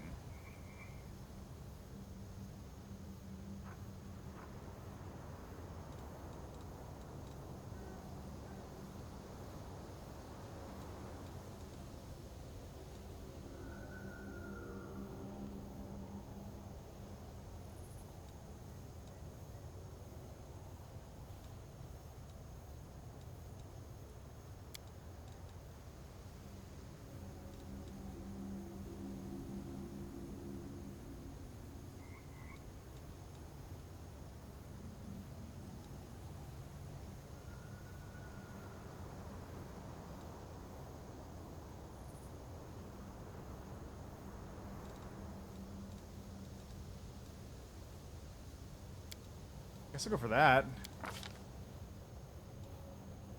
Alright, okay, level 7 spells. Heroes never surrender. Spell affects all companions and removes fatigue, exhaustion, all negative levels, restores all abilities and mythic slots up to level 7. That's pretty good. That's actually incredible. Rainbow Arrows.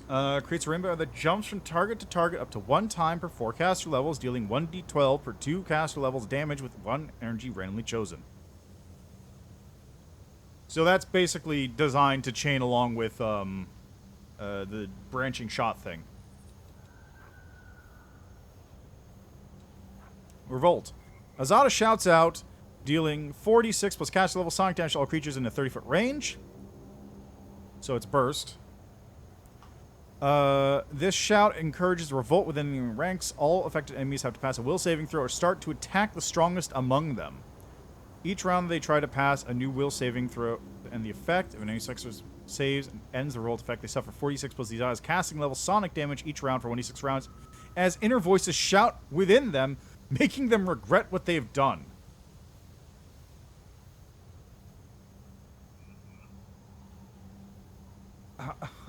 Okay, that's kind of a wild one.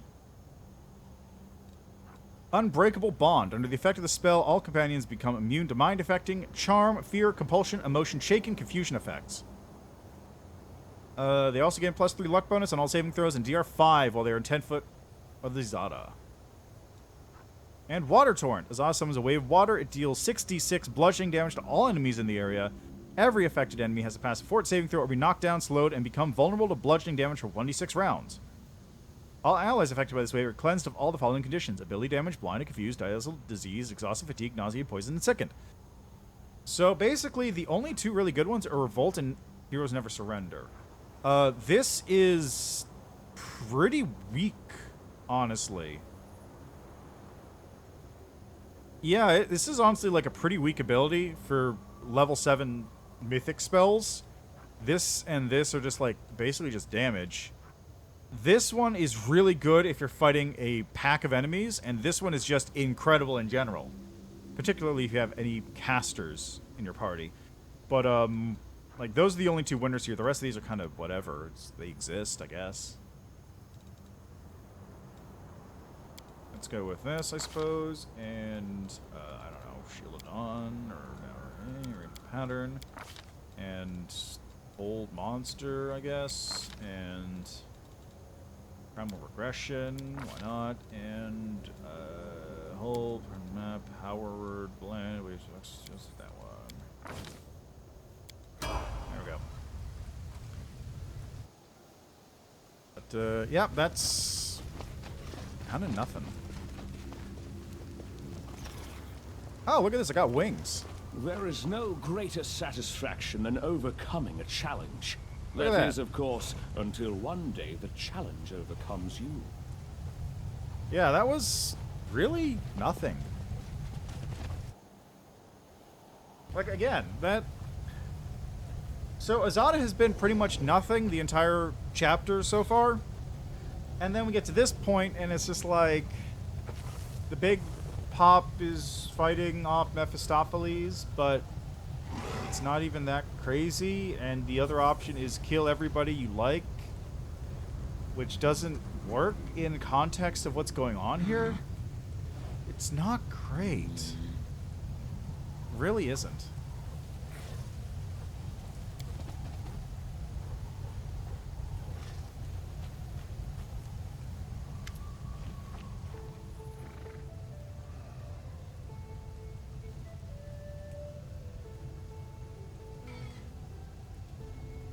A delicate cough draws your attention.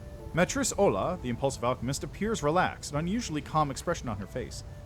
Forgive me for distracting you, Commander. The situation with early sunset was most unusual.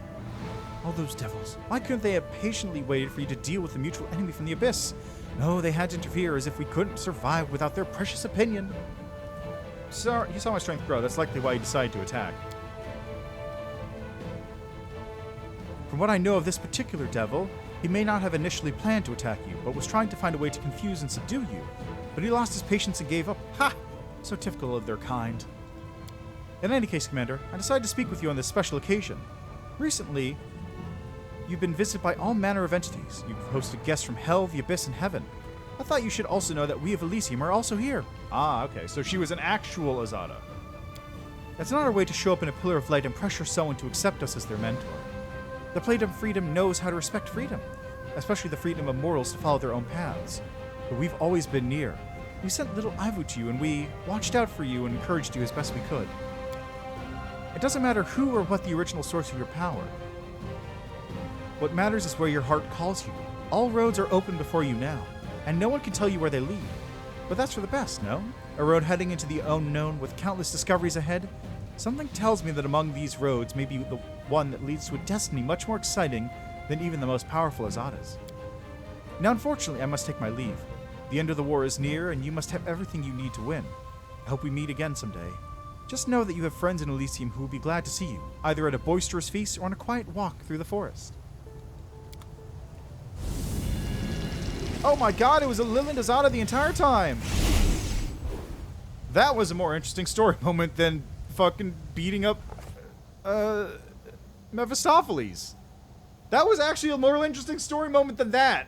And that was still not much of a story moment.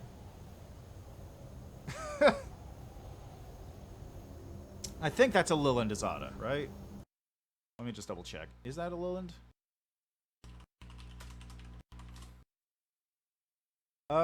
Yes, that is a Lilind Azada. It's like the serpent, it has a harp. Kind of looks like a... Where'd I go? Kind of looks like a, Lamia. But with wings. And a harp.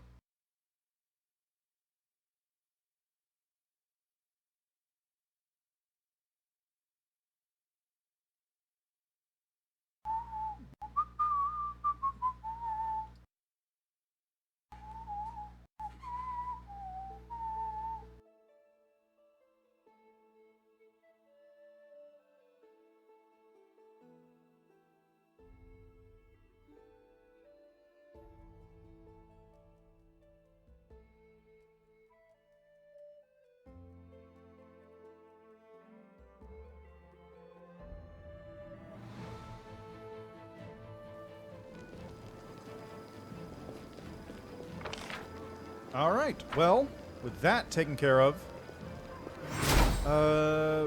basically just need to head off to save Galfrey at this point. But that is where I'm going to leave it for today. So, what is left? Rescuing Galfrey, then side quests, and then that's it, actually. So I probably got like 2 more streams left of the game. Maybe 3 if I decide to take it slow. But even at this stage, I am still of the opinion that Azada is the weakest mythic path by a significant amount. Like, it's... The story beats aren't as crazy. The biggest shock so far has been that one character wasn't Azada. That was it. That was the craziest thing that's happened so far. It's really nothing. A lot of this path is nothing. It feels like it was thrown in there at the very end. Like, the power of the mythic path aside, like, the mythic abilities you get are very strong in some instances, but generally speaking, it's not a good mythic path. Like, this is one I would say, like, play any other mythic path first, then play this one, and know that this is, like, the weakest of them. Like, either play this one first or second, and then just get it out of the way. Because any of the other mythic paths are way better than this one. Probably. I actually don't know for certain. Well, I can probably guess. The only ones I have left at this point are Devil, Demon, and Swarm. And I'm pretty sure Demon is way more interesting.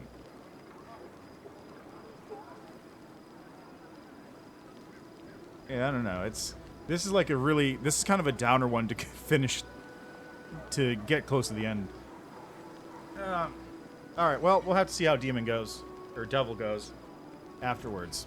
I don't have much left of this one anyway. So I'm not too worried about that. I just wanted to get to this point so I could hit Galfrey up as an Azada or as a Devil. Actually, you know what?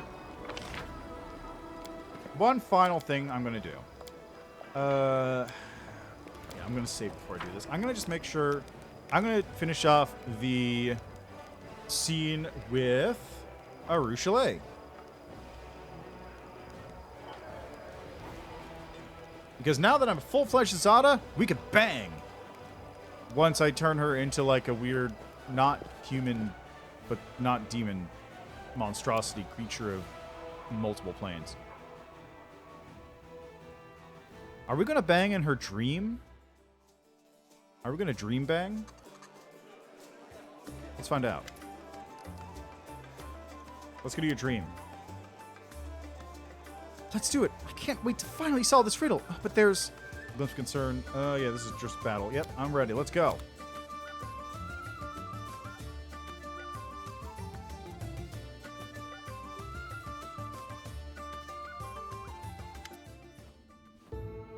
Urushile's dream seems even darker and emptier than before. The smell of smoke and ash lingers in the cold air. You can't see the nightmare, but you can feel it watching you from the dark. The succubus approaches the table reverently, as if approaching a holy altar. Then she hesitates. When Desna asked me, what do you dream of? I didn't know anything about dreams. I've been trying to imitate mortals, but I never really understood what I was doing. I filled my dreams with so many things, but now I understand why they all burn so easily. They're not real dreams, but how should I put it? Mortals don't actually dream about objects, they dream about ideas. Filling my dreams with those items was like stealing a roadside sign from its stake and then claiming I had an entire town in my hands. Anevia isn't really dreaming about a loaf of bread. Her dream is about a whole new life. A life where there's no war. A life where she lives in her own house and she bakes bread for her beloved. I'm sure that if I asked around anyone about the things I stored here, they'd tell me why those things are in their dream worlds. The worlds where they find happiness. If you want, I can help try to understand the significance of your dreams. Yes, you may be the only one who can. I don't think anyone in the universe knows me better than you. This table didn't burn because it's a part of my true dream, a part of the world where I'm happy. Now I just have to find out what this world looks like. Ursula closes her eyes. The world of my dreams is so close I can almost see it, almost. A teapot is on the table. Ursula whispers quietly.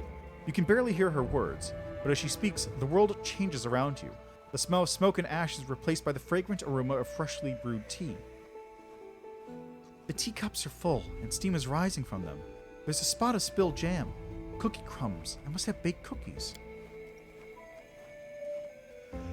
Food. Oh god, now I want to get a snack. Planning to drink some tea. A hissing sound full of bitter hatred can be heard in the darkness.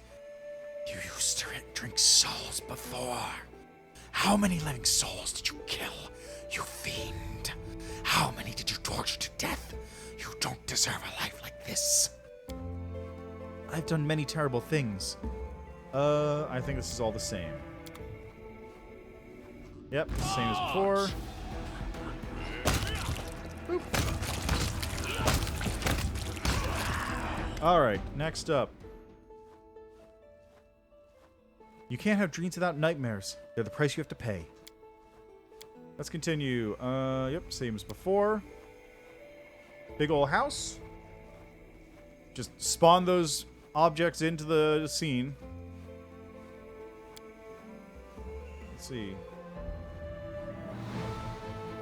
Did you perhaps house your own, my Venice butterfly? You should probably be in my home twice. I'll never forgive you, but I'll not let you take my life. Like, there's another example. Be victorious. You have Damaccio. That whole scene leads to nothing.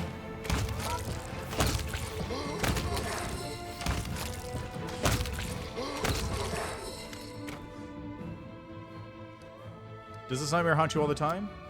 Yes, well, almost all the time. I somehow managed to forget about it for him, but it never goes away. That's what world's called conscious, right? Look, that's me.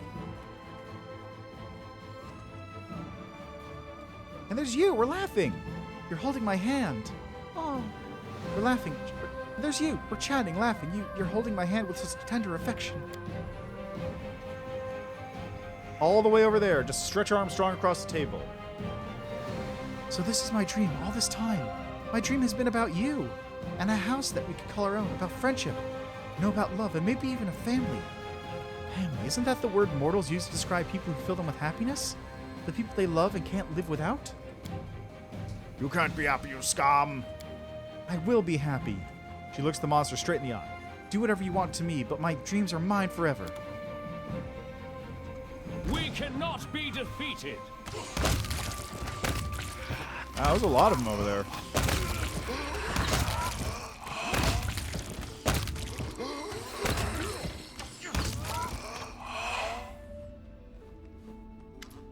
The monster is gone and all is peaceful once more. I I just want to live here, in the world of mortals, with you.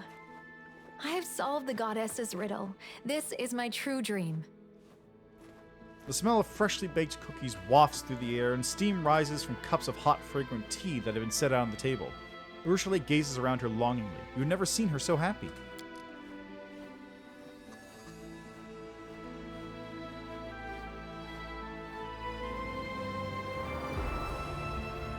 I love you. Will you be with me? Will you share my dream? Urushile's slender body is bathed in the kaleidoscope of colors, and for a moment she is completely surrounded by hundreds of fluttering blue butterflies. She stares at you with shining eyes. What's going on? What's happening? Freedom. Finally, after all these years, I can feel it. The Abyss has released me from its clutches.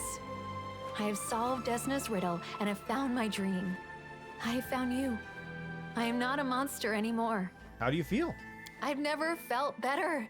Everything that I hated about myself is gone. I look at you and I don't feel hunger. I don't want to kill. All the unholy cravings I experienced as a demon, they're all gone. Now I just want to be happy, to live and to love. And laugh. Touch no longer drains the life from others? No, I am not a monster anymore. Not a predator, not a weapon. Just a woman. Like any other female mortal. Ursula looks down at her slender fingers. Slowly, apprehensively, she reaches out to touch you. You feel the warmth of her soft skin as she gently strokes your hand. She looks at you timidly. Her trembling lips are parted slightly and her breath is uneven. You know exactly what she wants and what she's afraid to say. A home together. I would fight the entire Abyss to make that dream come true. We will never be afraid again. Let the Abyss be afraid. It fears and loathes everything it fails to understand. I know how demons think. They'll do everything they can to destroy us, because now they are more afraid of us than anything else in the world. Kiss her, Ursula.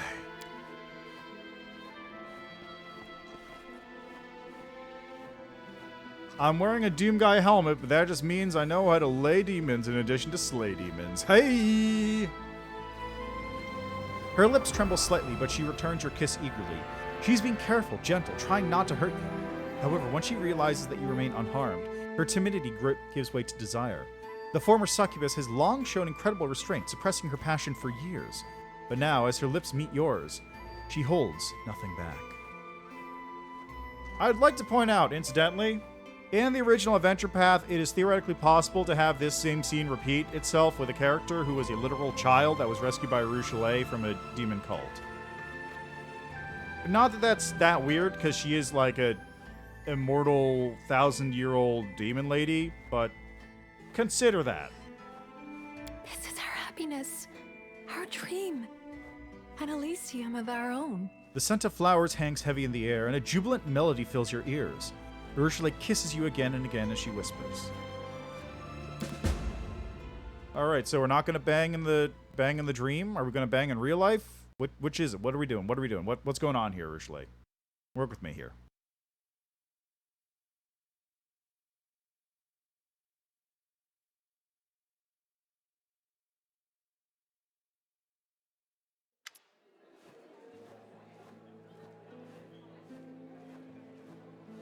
The dream world fades away, but Ursula is still in your arms. The kiss you shared in the dream now continues in reality. She presses up against you, and you can feel the heat of her body beneath her clothes. And there's Ivu, along with us, just watching. Do you want more? I want everything. Everything I've never known before. Everything I've been waiting to experience for so long. Like these nuts. Now you can do whatever you want. Ursula's whole body shivers with expectation at your touch. You feel the heat of her fingers as she intertwines them with your own. Let's go somewhere where no one will bother us, except for Ivu. She can watch. Yes. Let's go. She squeezes your hand firmly.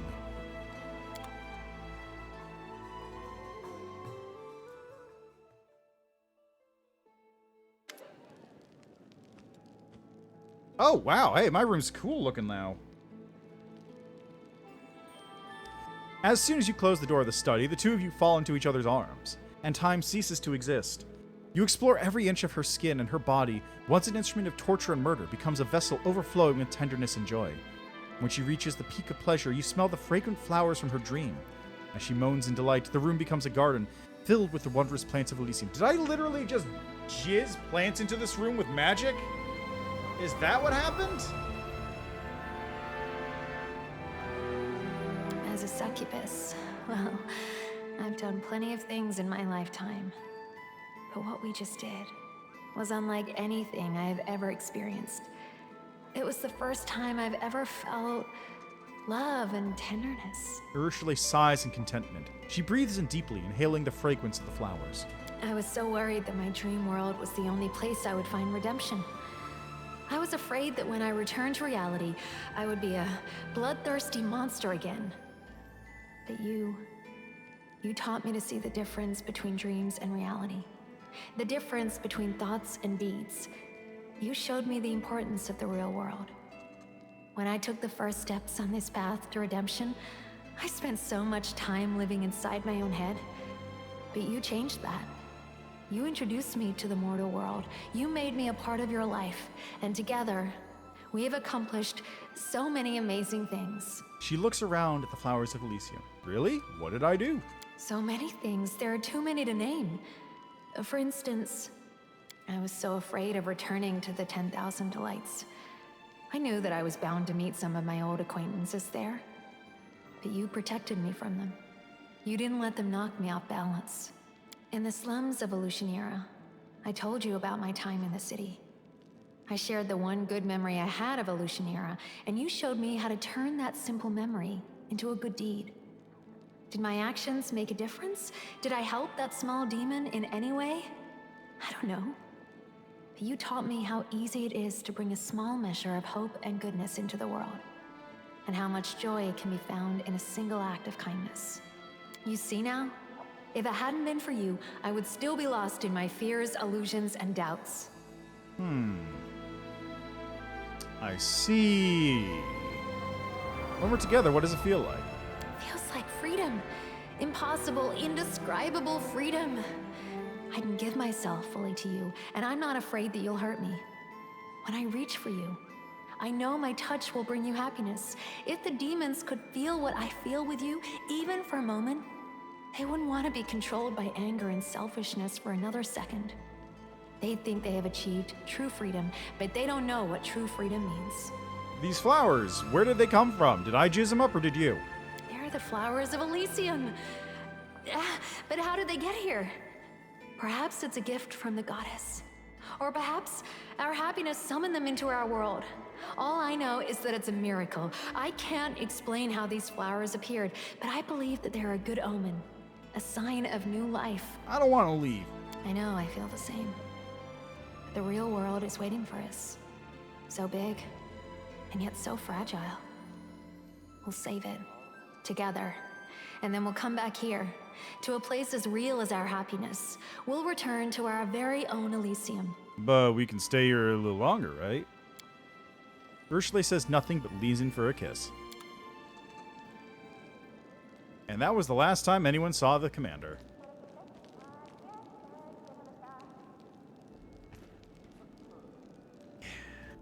Look at these sex flowers. Look at them all. All right. Good times. That's where I'm going to leave that. We finally dealt with Urushule's doubts. Okay, so that implication there, there's a bunch of times where Urushule asks you to, like, not do something because she's afraid it might, you know, tempt her back to being a demon or whatever. But I guess the implication there is you do have to do that. She lists the 2 times I did do it, where I dragged her into the 10,000 Delights and where I don't remember what the other one was. But, oh, right, the good deed in Elusianera. I guess the implication is if you skip all of those by accident or just like saying, you know, fine, I'm not going to take you there where you're not comfortable, then she doesn't break out of her shell and she's still stuck in her mind trying to deal with her doubts. Which is actually another thing, like when she locks herself in the jail earlier. Like, that's the same kind of thing there. What is this? Oh, spell. Okay. Interesting. Anyway. All right. Good stuff. So, that's where we're going to leave that. Next time, we're going to go rescue Galfrey from the consequences of her actions. And work on a little bit more side questing stuff and clearing out the map so I can finish the game. And then the last stream will be next week on Sunday, I guess, dealing with, Threshold and all the good stuff there. So that's, we're going to leave that for today. As always, thanks for stopping by. Thanks for checking out the game with me.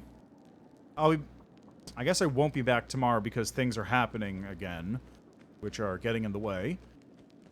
So Tuesday is next time I'm going to be streaming. I don't actually know what I had planned. I think I have a schedule thing for Tuesday, though. Let's just double check, shall we? Alright, if we look at my schedule says for Tuesday... I had nothing this week. No, I do. Tuesday is going to be Hitman 3. Because the new location is available on Tuesday. So we're going to go check that out, kill some people. That'll be good. And then Wednesday, more Wrath of the Righteous. Then Friday is probably going to be more Dial Town. And I don't have anything set up for Thursday.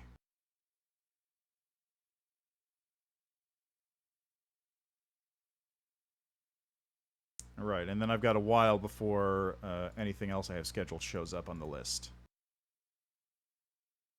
Got there's a lot of things on my list to play, but they're all spaced out. So anyway, nothing. The short version is nothing tomorrow. Hitman Tuesday, probably. Wednesday, Pathfinder. And then Sunday next week, Pathfinder, which might be the end of Azada. So, we're going to leave that there. As always, thanks for stopping by. Enjoy the rest of your day, night, evening, what have you. And I'll see you next time.